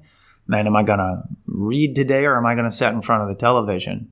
It really becomes an intentional effort to become a better person and to be someone that's more aware of other people rather than just yourself. Yeah. And you're aware of just yourself for a long time based on your career and your trajectory in life. And unfortunately, arrogance is identified and learned through tragedy. If you are that person who has an arrogant mindset, it's going to take you crushing yourself and probably other people around you in order to have the light bulb turn on. Yeah, I never really thought of it like that. Yeah. So that's the beginning of problems. And is there counseling that starts right away, or are you guys still too thick-headed to even think you need help? Counselors were for crazy people. That didn't make any sense. We didn't even start counseling until probably about our second, third year of marriage. Okay. Yeah. And that was dealing with more of the baggage that we brought in from our families. Like for me, she was the first person I ever talked to about my abuse as a child. Yeah. Dealing with that. And I wasn't going to touch on that topic here. Yeah. You want to give us a little background on it? I'm really open about the things that occurred. But yeah, I was molested as about a 6-year-old boy. Okay. And this was a neighborhood kid. It was a teenager. That was something that really changed the way that I thought. And for the longest time in the beginning of when I started to deal with that, it was, because of the abuse that happened to me as a kid, I became this way. It became my excuse for making the decisions. As you grow and as you get older and as you stay more connected to the journey and moving beyond that way of thinking, you realize I made the decisions to do this. I made the decisions to go party and sleep around, get a DUI, put myself in positions that ultimately did not help me. They just amplified the things that I was running from anyway. Trust issues must be a big issue for you. Trust is probably a bigger issue for me now. It was the abandonment issues. Feeling like, how would somebody allow this to happen to me? Because, my parents were working when this happened and I was in the home and there were other people in the home. I was 6 years old. Not for the longest time, but for a good amount of time, I held on to a lot of bitterness and anger, blaming people in my family. Like, why would you not have your eyes on me? Why would you not be caring for me? They're like, he was a kid. We didn't know. We were hanging with our friends. You were hanging with that kid, and we didn't understand. Like, that was nothing they had ever dealt with. I later found out that it had occurred in my home with other siblings, elsewhere, not in the home. And that was hard to hear. But I was in a better place at the time, so I was able to at least hear their pain and hear their own journey. Like, I could relate to them. You ever confront this guy? No, I have no idea where he is. Okay. You lose your innocence at a young age there. Sure. Childhood is, I won't say completely taken from you, but that probably makes you dive deeper into sports and anything you can do to forget about the bullshit. Yeah, and you don't ever learn or talk about the emotions. You don't talk about it. My family, they were very loving, but they weren't lovey-dovey. We weren't a huggy-kissy kind of a family. We were, hey, we're blue collar, we're working, we got to pay the bills. Graduate high school, go get a job. That was the mindset that was taught. And to me, that's a small mindset. That is what a lot of Americans do. That is, hey, we're going to fill out our resume, we're going to go get a job, and at 70, you can retire and live for 10 years maybe, and then die. I don't think like that. I don't think that ever settled with me. And I think that's why I excelled. I think that's why I went on to be the first person to go to college and excel in the NFL is I'm not okay with that mindset. But for the longest time, that plagued me. For obvious reasons. Yeah. We'll go back to St. Louis. Sure. You're 3 years there. and you kicked pretty well there, right? Yeah, I kicked really well. The last year I was there, I had a down year. I think I was 78%. I'm making almost $3 million a year. Well, 78% doesn't justify $3 million a year. Right. So I can remember this in April. Coach Fisher comes in, the draft comes up, and I just get a phone call. It's literally, I believe it was like 2 days before my birthday. And they're like, hey, we're going to let you go. I'm like, okay. I really felt like it was coming. But once it happened, you're like, oh my God. But what do you mean? Everything I do is great. What are you talking about? I'm your guy. I'm making the money. You brought me in. Like, that was the first time I really felt like I'm disposable. And it's shocking that that's the first time you felt that way, because everybody's disposable in the NFL at any given day. You guys are all horses. Exactly. You're the fat cow now. We gotta slaughter you. Yeah. And I hate to use that visualization, but that's really what it felt like. Like, all of a sudden, I'm panicking. I'm like, we need to move from St. Louis. Let's go back to Seattle and have a home base. The boy's dad is there. That's where I started. You're from there. And then if something happens, we can just have a home base, and Molly and I and the baby can go and live where we need to live for half the year. Like, that was our plan. And it just absolutely blew up in our face. Yeah, but that's what's good or bad about that league. I guess in the 80s, you would have been stuck in Seattle forever. There was nothing that you could have done to get out of your contract. Free agency comes around. It gives you that opportunity to shop yourself, but it turned you into more of a piece of meat than you would have been in the 80s. Yeah. The 80s, the teams wanted to invest in you and hold on to you. Here, it's what have you done for me lately? You sucked this year, you're gone. Or you didn't have a great year this year, you're gone. Performance-based league. That's what it was. Looking back now, I'm like, God, we sold such a phenomenal property in St. Louis right at the downfall of the market. So we just took an absolute bath. And that was an immature moment too for me. Not just planting my feet, keeping my family stable, staying in the house, working on the marriage, keeping the boys in their schools and their sports. We drastically changed life. I mean, we really made a poor decision moving back. Well, moving back, but then you try out for the Jets. Yes, that's correct. So St. Louis lets me go. 2 weeks later, I get a call from the Jets. I go up there, talk to them. They're like, we'd love to have you. I said, great. My buddy Nick Folk is the kicker. I walk in, he's there, and he's like, what are you doing? I was like, I'm sorry, man. They're the only team that called. I'm here. Here we go. I love you, but I'm going to take your job. That's my mentality. I didn't say that to him, obviously. But he knew it, and he would do the same thing to you. Yes, he would. This is a dog business, and there's only 32 jobs in the world. If you're standing in front of me, I'm going to do my best to take it from you. And my mentality was, from the day I got in this league, if you beat me, you earned it, because I'm better than you. I always bet on myself. And I knew I would outwork you. But I got there in late April, May, got there, got in the off-season program, lived out there in Jersey in my agent's basement. So you're paying for this all yourself, too. When you go out to a camp, that's all on you. You don't get paid till the season starts. Right. And well, that's the thing. I was like, my agent gave me a spare car. It was like a beat up old Camry from like 1995, just rust everywhere. Here I am making $3 million a year. I'm driving a rusty old bucket, living in a basement on a twin bed out of a suitcase, back at it again. I didn't really have time to settle and transition my mind or anything. I just kept doing what I always knew how to do. Just kick the ball, go in there, work hard, work out, get in tune, and get my stroke down. And was ready to go into camp, went into camp, and missed my first 2 kicks. In the end, Nick was 95% in camp, and I was like 90%. So we have a real battle. Tim Tebow's the quarterback, so nobody's paying attention to us. They're all screaming Tebow, but the battle in camp was Nick and I. We were neck and neck through the whole thing. And it came down to preseason games. First one that misses loses. And I remember listening to the national anthem that night, because that is such a big thing in sports anyway, but listening to that, going, I really feel like this is going to be it. I can remember thinking that thought, and missed a 39-yarder that night. Next day I was cut. How terrible does that feel when you get the cut call? That one was hard, because Molly and the baby had literally gotten into town 3 days earlier. So they had just packed their bags and had moved over, and we were staying at this in-house suites hotel that the team would put us up in. And, you pay like $120 a night. My mom was in town, wanted to see the city. I get cut. And so I was like, let's just tour the city. Let's enjoy this. I'm not going anywhere tomorrow. The season's about to begin. I'll go back and start training again, and hopefully we'll get a call. Something will happen. Somebody will miss, or there'll be an injury somewhere. And we went back, and we had a house bought in Kirkland, and all of a sudden there's 5 people in a house we were only supposed to live in 6 months out of the year, and it was too small. We bought this house in like June, and we ended up selling it by February, but we said we're just going to move into an apartment and let the house be staged and do that whole deal. And so I just trained.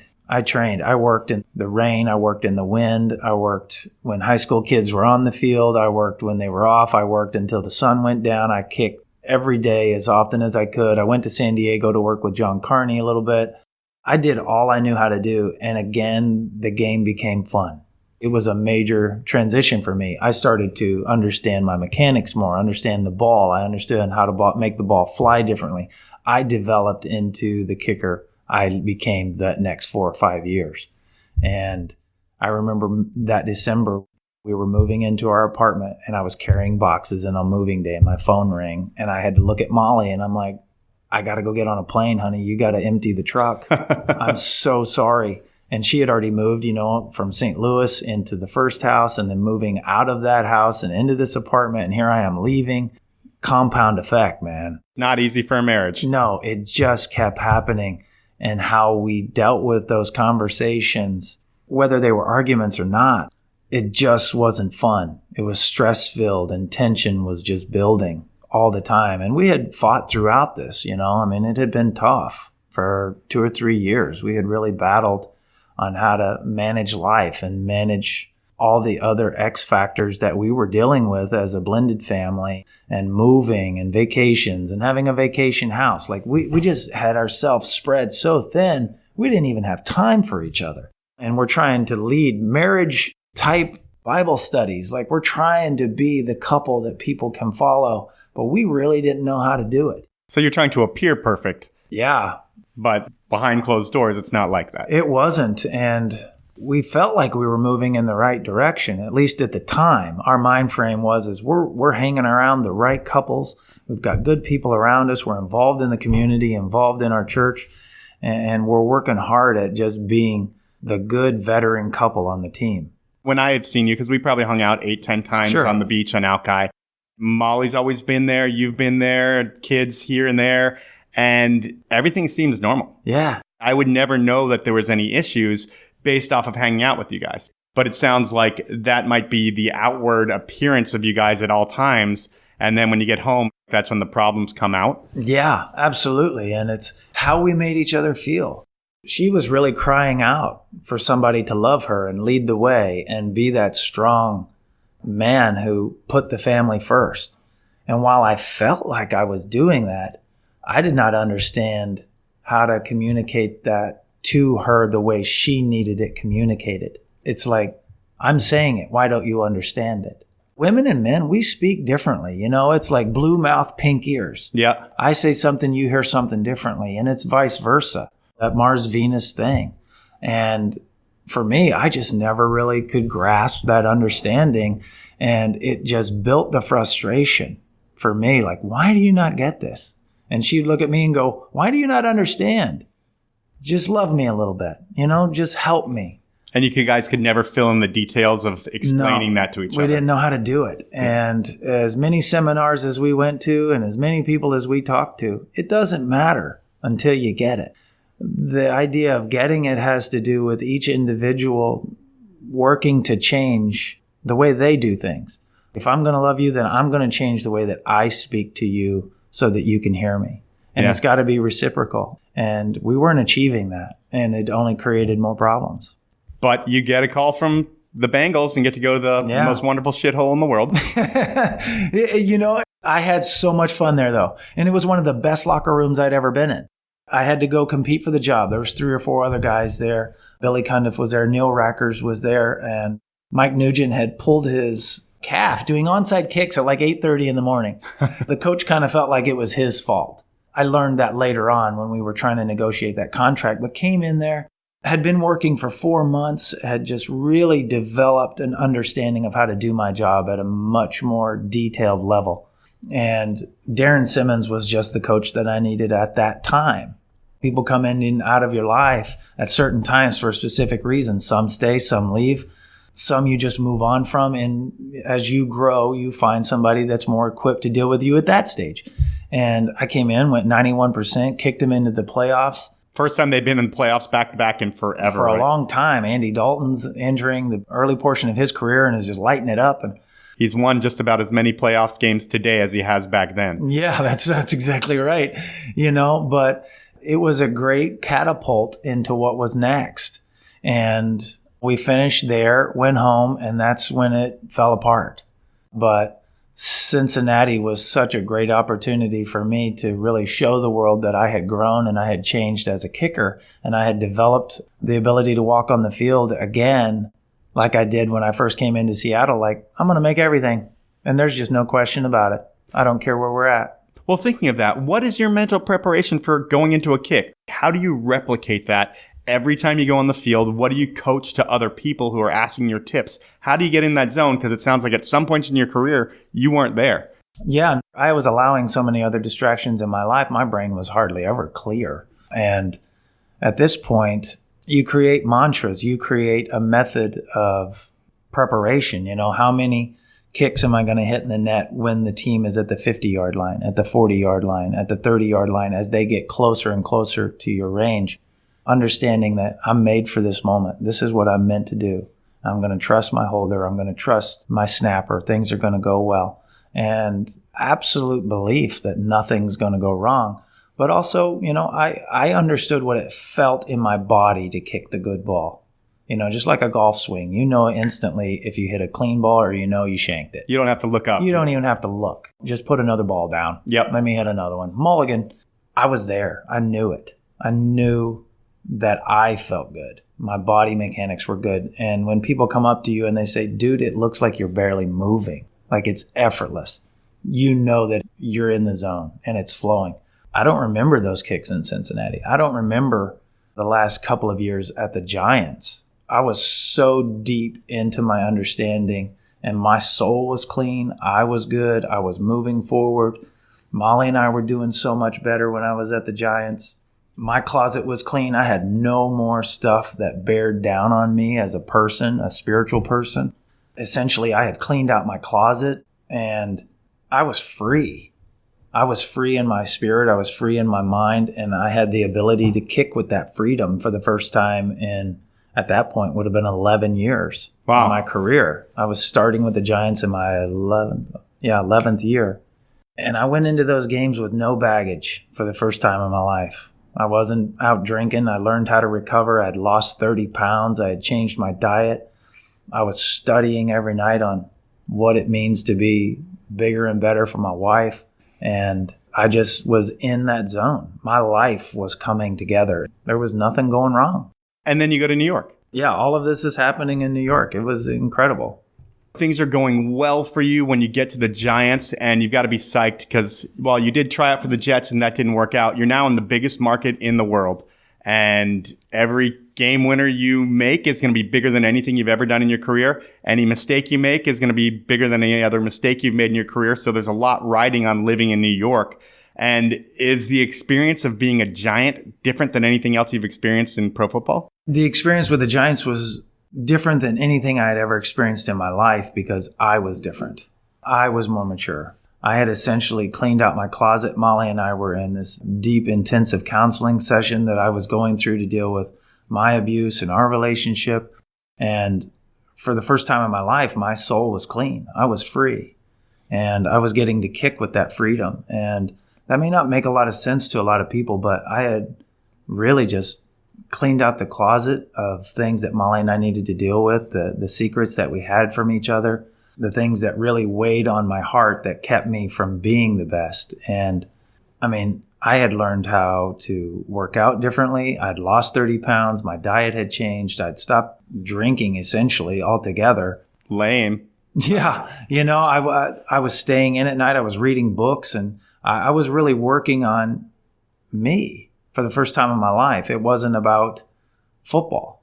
It was about me. I had finally put me in front of the game and Molly and the kids and doing all that I could and everything that everybody was asking me to do. But on the other side, I wanted to do it.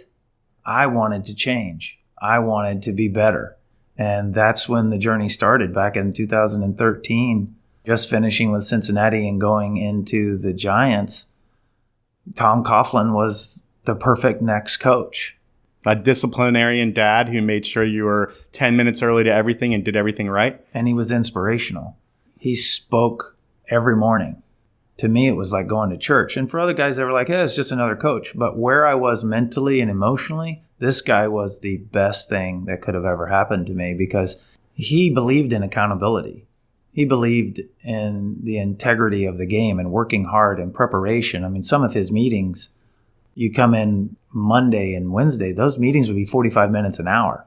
Well, the head coach, typically in all my previous experiences, would come in, hey, it's going to be rainy. Put your big cleats on. Offense, you'll be on the south end. Defense, you'll be on the north end. All right, see you guys in a little while. Yeah. This was a teaching. This was a new level of preparation. And it coincided with what I was doing at home in my own journey. He detailed every single player on the offense and defense down to their arm length, their span, their abilities, their weaknesses, their past injuries. He was so detailed. Some guys couldn't handle that because they're like, man, this is monotonous. What do I care about this for? And I'm a field goal kicker. I don't care what the wingspan is of defensive guy. I don't care. But I picked up the bigger, deeper message was preparation, preparation, preparation. Don't stop working. Be prepared. Know the enemy. And for me, it was like, what's my enemy? What am I doing that is hindering me from growing as a man and a husband and a father and a friend? What's my enemy? And it turned out to be myself. There was some bad stuff in 2013 too. One of the things that really stood out that Molly had quoted was that you said a bunch of times that you wanted to knock her out so bad.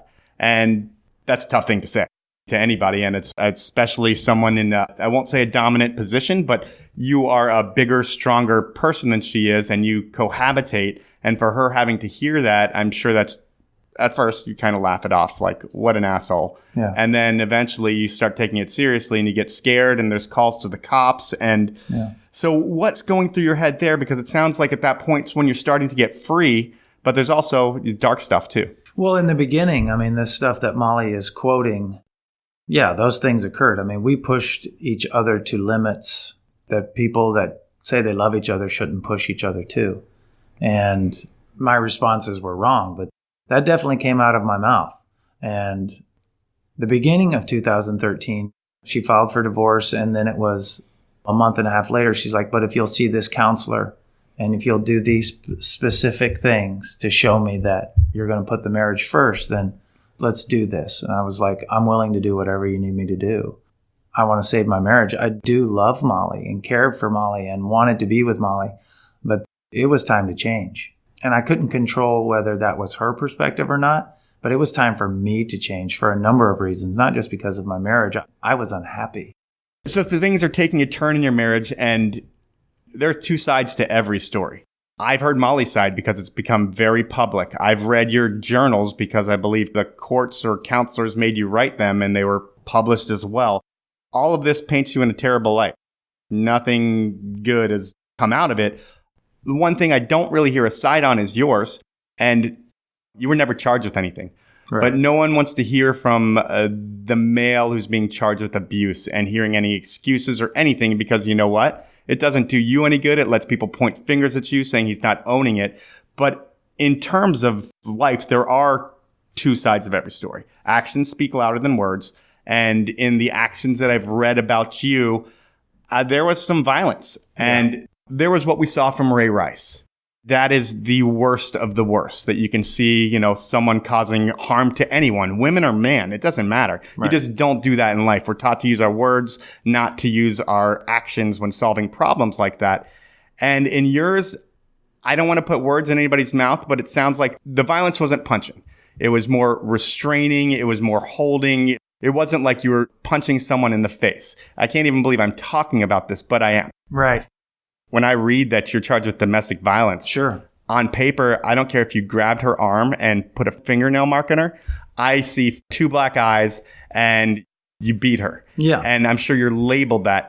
Anywhere you go, people know who you are. If they don't, they Google you later. and they automatically assume things about you that may not be true.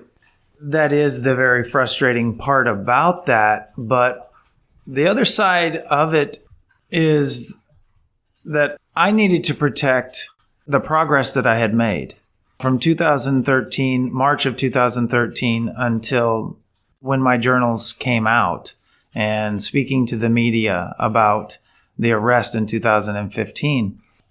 Much like the rest of the world, it doesn't become physical abuse until somebody is punched, kicked, slapped, bruises, blood, all of those things. That was my mindset too. Well, I'm not doing anything wrong because I'm not touching you. The words left more of a mark on me and her than any of the times we had to grab each other. The words were the worst. The words tore us apart as human beings. We lost ourselves in the verbal abuse within our relationship. People have asked, why didn't you defend yourself? Why didn't you tell this truth? Because maybe they know something that the rest of the world doesn't know. And that's why I wanted to protect the progress that I had made. I owned and took the accountability of my actions. And I wasn't going to cause any more turmoil or cause any more. I didn't want to create the possibility of somebody else writing something else. Plus, I have 3 children. I have 2 stepkids that are in high school having to deal with the exposure of this. I have a daughter who is 8 years old who literally has no clue, even today. And at some point, we will face those decisions and we will talk to her about the reality of our relationship. And I know when those conversations come, we will be in a place to where those conversations will be more productive and more mind-shaping for her. But it did me no good to go, he said, she said, because people read my journals and it automatically became their definition of what I meant. Some of the quotes in your journals, if people read them, sure, they will, I perceived all things and people as objects that belong to me. I'll use sex for power and control, not intimacy. Yeah. I use manipulation and deceit to get in and take control of situations. When you read those, you're reading the diary of a madman. Yeah. And that's all that people saw. Well, yeah. And like even some of the things you just said, those are just quoting definitions. You're quoting definitions of the counseling that I was in, and I related to those definitions. I related to the mindsets of being somebody that allowed that narcissistic tendency that we talked about earlier, when all of your life has just been literally the appearance of roses and good and success and moving forward. When you buy into that, for me, it was very hard to separate some of those things where like, it isn't about me, but it is about me because of my job. So I need to do this in order to help the family. And that was a hard conversation. That was a hard thing for Molly and I to have a conversation about and for her to understand. But that's what people label you as. Oh, you did this to your wife. You beat your wife. I never did that.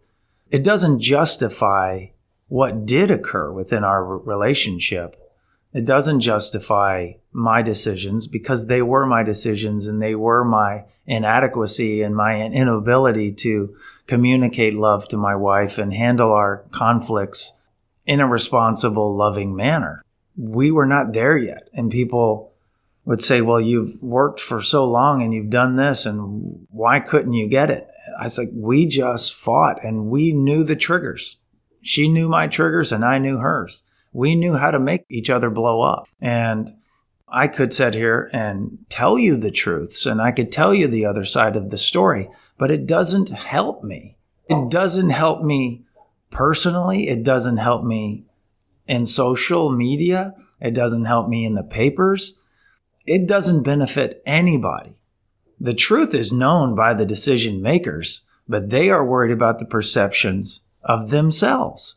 In the end, being accountable is great for me, bad for business. In the end, defending myself makes me feel good, but is bad for business. There's no winning in this situation. Domestic violence is much more than what people perceive it to be. It occurs in, I would say, 75-80% of marriages. Now, I can't tell you that based upon a study that I've read. I'm basing it off the divorce percentages within this country. and the way foundations are built within relationships and the desire for instant gratification. If you marry somebody off of Tinder, I have probably a 95% guess that marriage is probably not going to work out based upon the perception of what Tinder is. You're pouring the wrong foundation to build a life with somebody. Marriage to me was never disposable, and divorce was never a thing that I wanted to be a part of my life. And so I was willing to do whatever she said, whatever the counselors said. And in some instances, I admitted things in those journals that I didn't necessarily believe. I wanted to satisfy her opinion of me so she wouldn't divorce me. And I wrote things down that I can tell you today that are not true. Now, was I addicted to porn? No, because on February 28th, 2013, I stopped watching. I just said no thank you because my mind had shifted, because I understood what it was doing to my mind and my perception of sex, my perception of intimacy and my wife, and it distorted the truth of what it was intended to be for. And that was enough. An addict isn't going to quit in one day. No, not at all. I don't care what it is. You're not just going to walk. There's always going to be that temptation. But the belief changed. The belief that this is bad for relationships. This is bad for my mind. This is bad for marriages. This does not help me in relating to women on a intimate emotional level. It distorted it. And writing things down, putting things in writing, believing my medical counseling journals were my counseling journals and they were not ever going to be made public, I felt safe. Yeah. So to say that my trust has been broken is an absolute understatement. Within the system, within trusting in people that tell you that they love you, that they'll never betray you, and this and that. You have had to find out who your true friends are. You had a big circle around you before this happened, and then you get this label on you, and all those phone calls that you were probably getting at one point stop slowing down. It lets you know who your friends are. They cease to exist. Some of the best friends that I had in the world, I haven't heard from in a year and a half. And I can't tell you why because I haven't talked to them, but maybe it was their wife just didn't agree with it. Maybe it was just I'm bad for their brand. And I felt that. I'm fully capable of going back into the NFL. And there are coaches out there that I talk to that are like, I want you, but my owners won't do this. They won't handle the media. Well, my perception is why can't we talk about it? Why can't we help people see what I had to go through? You have a platform. I have no problems talking about the things that I had to deal with. I have no problems telling you that I was abused as a child. I have no problems telling you that I was wrong and that I failed my wife and failed myself and my children. But what I can tell you is that is not the case anymore. I was at Molly's house 2 days ago pressure washing her driveway because she bought a new home. So you guys are friendly. We are friendly. I mean, we have a daughter to raise, and it does not help Georgia for Molly and I to be connected too much, and it doesn't help her for us not communicating at all. For sure. We have reached a place where we are probably better friends now than when we were dating. There is so much more about this story that the world will never know. They will only see me as the way they want to see me, and that's okay. If that's the burden that I have to carry, then that's what I'll carry. It's not something that is going to deter me from getting better because most of the people with these strong opinions, I don't know anyway. And the people that typically say things and post stuff on my Instagram, I have found by the people I have deleted, if I look at just, they don't have their ages on there. Most of these are children. Trolls out 12, 15, 20-year-old kids just wanted to put a comment out. And there's a few people, they're like, how could you do this? And I would say, if you really have a legitimate concern or you have a legitimate question for me, direct message me. I have no issues answering your question, but I can tell you that if you believe everything that you've seen in papers and that is written, you're going to fall for anything. Your life has no real anchor that is guiding you north and moving you in the right direction. You are caught up in it because there is so much out there that is not factually researched and the due diligence isn't done. They just write in their opinions. They're better at writing their opinions than you are at posting on my Instagram because, they've been trained to do it. And I have to just be okay with that. Yeah, it's, I think, something you have to live with. Yeah, you can't fight that. And you have to continue to grow. Molly and I work together. I still talk to my stepsons all the time. My daughter's doing great. Heck, I'm one of the dads on the PTA program here. Like, I'm involved in the community. And people are like, well, you should do more for domestic violence. And I'm like, I don't want to do any more with domestic violence. If you want me to come and speak to your group, that will be fine. But I'm not going to go out of my way. And that's partly my desire to move on with my life. And it's partly the advice of counselors that I've talked to are like, just move on. You don't need to do this anymore. Your life has been more about domestic violence in the last 5 to 7 years than most people will ever know or experience in their own life. And it has disrupted you from being who you are going to be. It's been a massive speed bump because it destroyed me as a person. That's the side people don't want to see. They don't want to talk about. They don't want to ask those questions. And quite frankly, they don't really care. Yeah, about how you have bad behavior, you face the consequences from it, but they don't see you curled up in bed not wanting to leave the house for 3 weeks because everybody hates you. Yeah. I mean, in the beginning, that's exactly what it was. Like, I was terrified to go outside. And I can honestly tell you, in the year and a half I've been home, I have not had one person say something to me negatively publicly. Yeah, it's funny how it only happens on the internet. It will only happen where people can privately say something. I have been to Seahawk games and sat in the stands. That was a big deal for me. Yeah. Because I didn't know how people were going to react. And all I hear is, we're sorry for what you're going through. I wish it was different. You were so great and we loved watching you. Appreciate all your effort.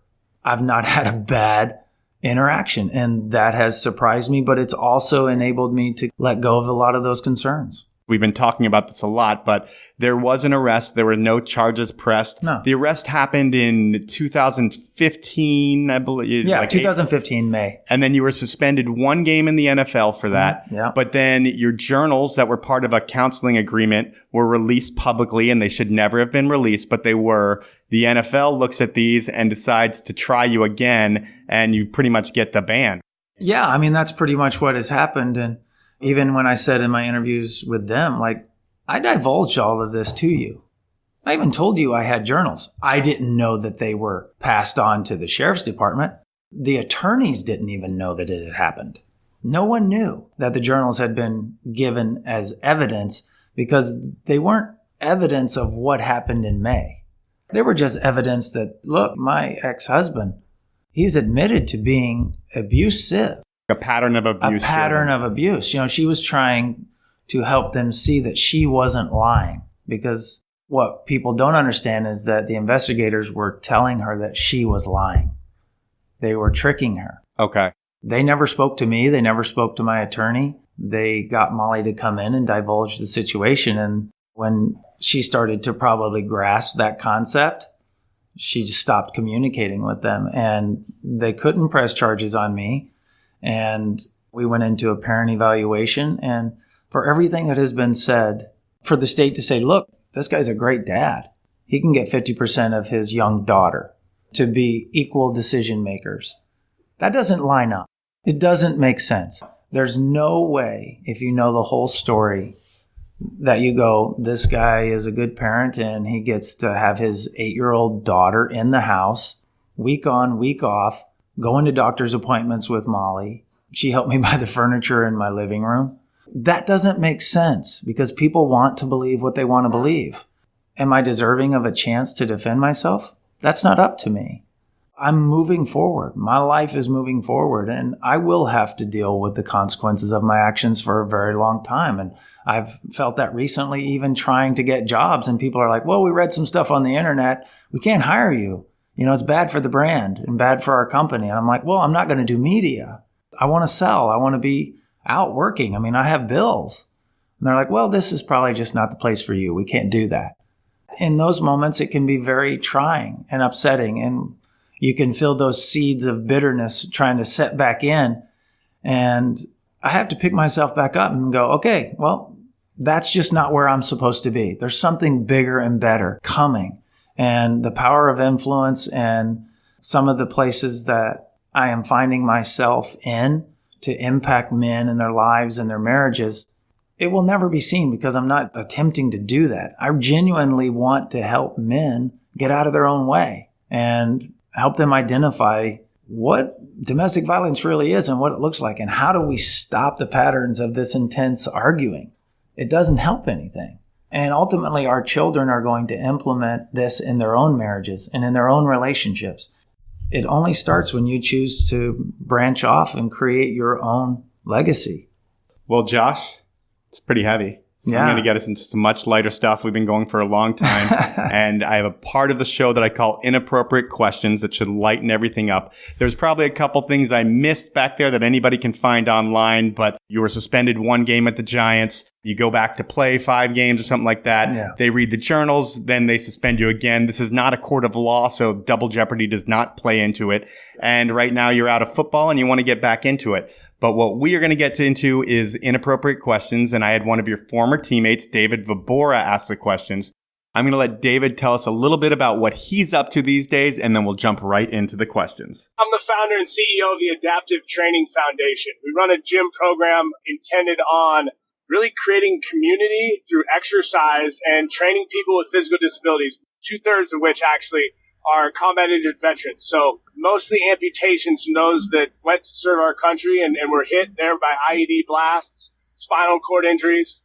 And it's been amazing to see kind of America and the world be taken by storm with the courage and the perseverance of what these athletes represent. Me and my man Powell just got to shred it in Squaw Valley powder with all of these guys for the military, the Mountains program with High Fives Foundation. But it's just cool to see people redefine their lives using the gym as the pipeline to do it.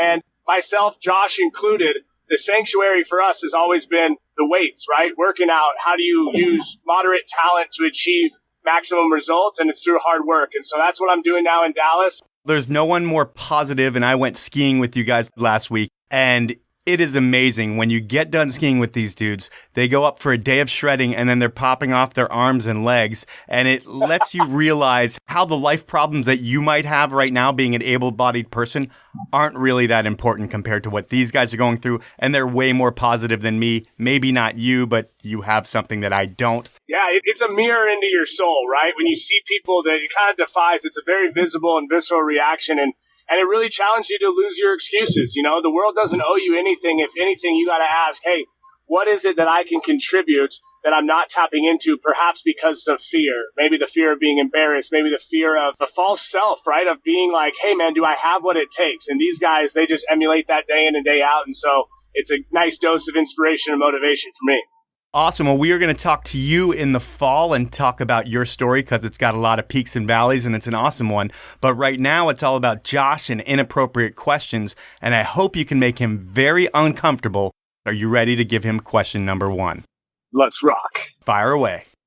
All right. Number 1, Josh, you know, one of the things in the locker room in the NFL is, you know, you're in there with some physical specimens, and you yourself as a kicker, you're an athletic dude, man. I know you got a lot of records growing up in high school and in college, but is there ever any sizing up that you have to do in the locker room? And is that ever awkward for you?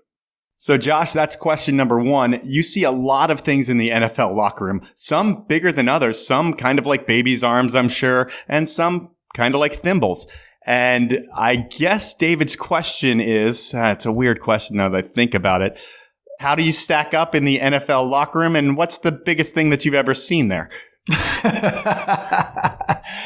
I don't know what he's getting at. I can tell you that one thing, you cannot believe everything that society teaches you. There are some things in there that don't make sense, that you believe were probably produced in a lab. How do you carry those things around? Like, what's happening? Do you really need that much lotion? There is so much going on in a locker room that is pure nonsense. And there are some stories that I don't know if are appropriate for the Mike Powell movement. It's inappropriate questions. Everything's appropriate here. Dude, I have seen guys that just,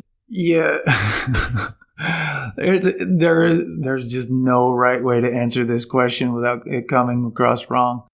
There are things that defy logic and blow your mind. Did you see anything scary? I saw things that didn't make sense. I saw things that made my back hurt. you cannot explain, like, what did your parents do? What were they feeding you? Like, what was going on to cause that? What happened? Did you get caught in a nuclear bomb blast and this is the transformation you were granted and gifted with? And, like, what happened? And what happened to me? What did I do? From small towns comes small towns, small things. I don't know but I would say I fare above average. But what guy's going to admit that he didn't? That was a great question, David. Thank you for putting me on the spot as we talk about the oddities in the NFL locker room. All right, we're going to go to question number 2. Question number 2, Josh, what is the worst thing an opposing fan or opposing player has ever said to you in trash talk? What's the worst thing anybody's ever said to you, both player and fan? Man, depending on how PG we want to be here, my first ever game was at Philly. And as we know, the brotherly love thing, that doesn't really fly with the Philly fans. So we got some pretty cool things hurled at our buses and some pretty ridiculously offensive things shouted out at us. I mean, I was Mr. Irrelevant, the last pick in the 2008 draft. So there was a lot of people just chanting irrelevant for me. But I think the one thing that got me the most was somebody who once talked about my mama. As soon as you bring out mom, bro, all the gloves are off, no holds barred. That was one of the ones that fired me up the most. Getting to family really gets under nerves, and that's something that happens in second graders as well as NFL players. What's the worst thing that you've heard from a player or a fan? Well, I think David hits it. I mean, Philadelphia, New Orleans, and obviously in Seattle, my first game back here when I went to the Rams, and I was ignorant enough to say things in the media that I probably shouldn't have said, and later I've had to swallow the crow on that one. But people are relentless about talking about your mother, about having sex with your wife, about even getting into talking about your kids. That's ridiculous. That's when you cross the line. Like, I get the trash talking about moms and your grandma and this and that, and they try to spur you on. But dude, when they start talking about messing around with your children, these are some twisted up people. Yeah, completely. Like, you're really pushing buttons. And I've heard it my whole career, It really, but he hit the nail on the head. Philadelphia, some of those places where they're known for being that rowdy, and now they want to justify it. Philly won the Super Bowl this year, which gives that fan base a big platform. And there was one viral video of a Philly fan eating horse shit. Did you see that? That one I did not see, but quite honestly, I'm not shocked. I can remember walking off of the stadium in Philadelphia, a little bitty boy, probably 4 years old, was holding his mommy's hand and flipping me the bird while I walked off. How about a player? Do you ever hear things from players? You're walking out for a game-winning kick. That's when you hear it, is when you're lining up for a big field goal or something like that, and somebody on the other side of the field is like, hey, man, how's Molly doing? How's your ex-girlfriend doing? How's this going? And sometimes it's the guys that know you. That they want to get as personal as possible. They know your stuff. They've been through the grind with you, or, they were out with you one night or something like that. And they just go bananas on you on the other side of the ball. Now we are going to go to our final inappropriate question. Final inappropriate question. You get called just the kicker, like you're not an actual NFL athlete, Josh. Here's the question I have for you. What do you fire back when somebody calls you just the kicker? I'm going to guess he's going to say, what about those 7 tackles I had during my career? I almost caused a fumble. Josh lays wood. I'll give him props for that. That dude, he can throw out a lick, and he does it with good form, too. He's not scared to put his neck out there. So I got the biggest respect for that dude personally, too. You talked about some of the peaks and valleys that I've endured. I've been so impressed with Josh, with his own personal growth amidst a lot of adversity, and realizing that he has a platform and how he can use it moving forward is even maybe more significant than even when he played in football. Deep words by David Vibora. Something that you hear your whole life, you're just the kicker. But in reality, you are the only kicker, I'm going to guess, in the NFL that had 51 touchdowns his senior year in high school. I can promise you that's a fact. And the only kicker that runs a 4.4. Yeah, at the time. I mean, that's for sure. I mean, I heard that so many times. Well, you're just a kicker. You hear that. And I remember in my younger days, somebody go, man, but you're just a kicker. I said, yeah, but I'm just the field goal kicker that makes $20,000 a week. What are you doing tomorrow? Like, don't go there. Regardless, it doesn't matter. I'm in the NFL. Now, do other players treat you differently because you're a kicker? Because I know the general fan, yes, they might say something. And to the fan, you can say, well, I'm the $20,000 a week kicker. But to a $6 million a year guy, $20,000 a week is his taxes. I think that's one of the things that really made me thick-skinned in the beginning was some of the older guys. Older, I mean, I'm 24. They're in their 30s, had played a good number of years. And they're like, dude, you're just this. This is what you do. This is all you do. And it's more about me. Do I really believe I'm still the same guy that I was in high school? And does it matter? Still holding on to that perception and that idea of myself. That was when I had to learn. That was tough to get past. Like, yeah, this is all I do now. And there's no glory in this and this and that. But man, the more I got in tune with just loving the fact that that's all I was like, yeah.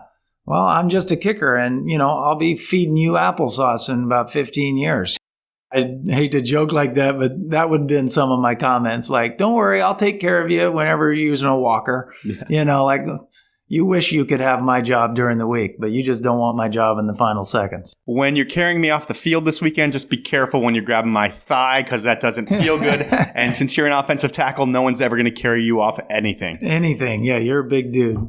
Well, those are inappropriate questions. I want to thank you for your time, your story. It's been a roller coaster, a lot of ups, recently some downs, but now life begins again. Yeah. Hopefully you'll sign on with an NFL team. If you don't, there's going to be another path for you and you're going to figure out what it is. Yeah. From everything from this point on, I mean, it's just bigger and better. It may not be more money. It may not be fame. It may not be exposure, this and that, but it is truly about taking the negative and changing the mindset and impacting the lives that I get to encounter. So that was time with Josh Brown, and I am sure glad I am not him. What he did is never okay. Abuse, threats, violence to man, woman, or child is completely wrong every time. And I hope all parents teach their children that so we have a better world moving forward. At one point, Josh's life looked like it was going to be easy, but anger and a temper made it difficult. And now life is all about learning how to manage those feelings. And from what I saw on the internet, managing a $15,000 a month alimony payment. While I like talking about money in my podcasts, that one was way too painful for me to bring up. Next week, Mike Wilson is on the show. Mike's one of those guys who had the talent to become a household name, but for whatever reason, that never happened. We look at the why of all of that and then talk about Mike's crazy ski, base, rope swing, and zip line antics on Monday. Until then, please review me on whatever platform you listen to me on and tell your friends about the show. Finally, I want to thank my sponsors, Evo, Rescue Water, and the 10 Barrel Brewery for supporting the show, and I want to thank you for listening. Have a great week, everyone.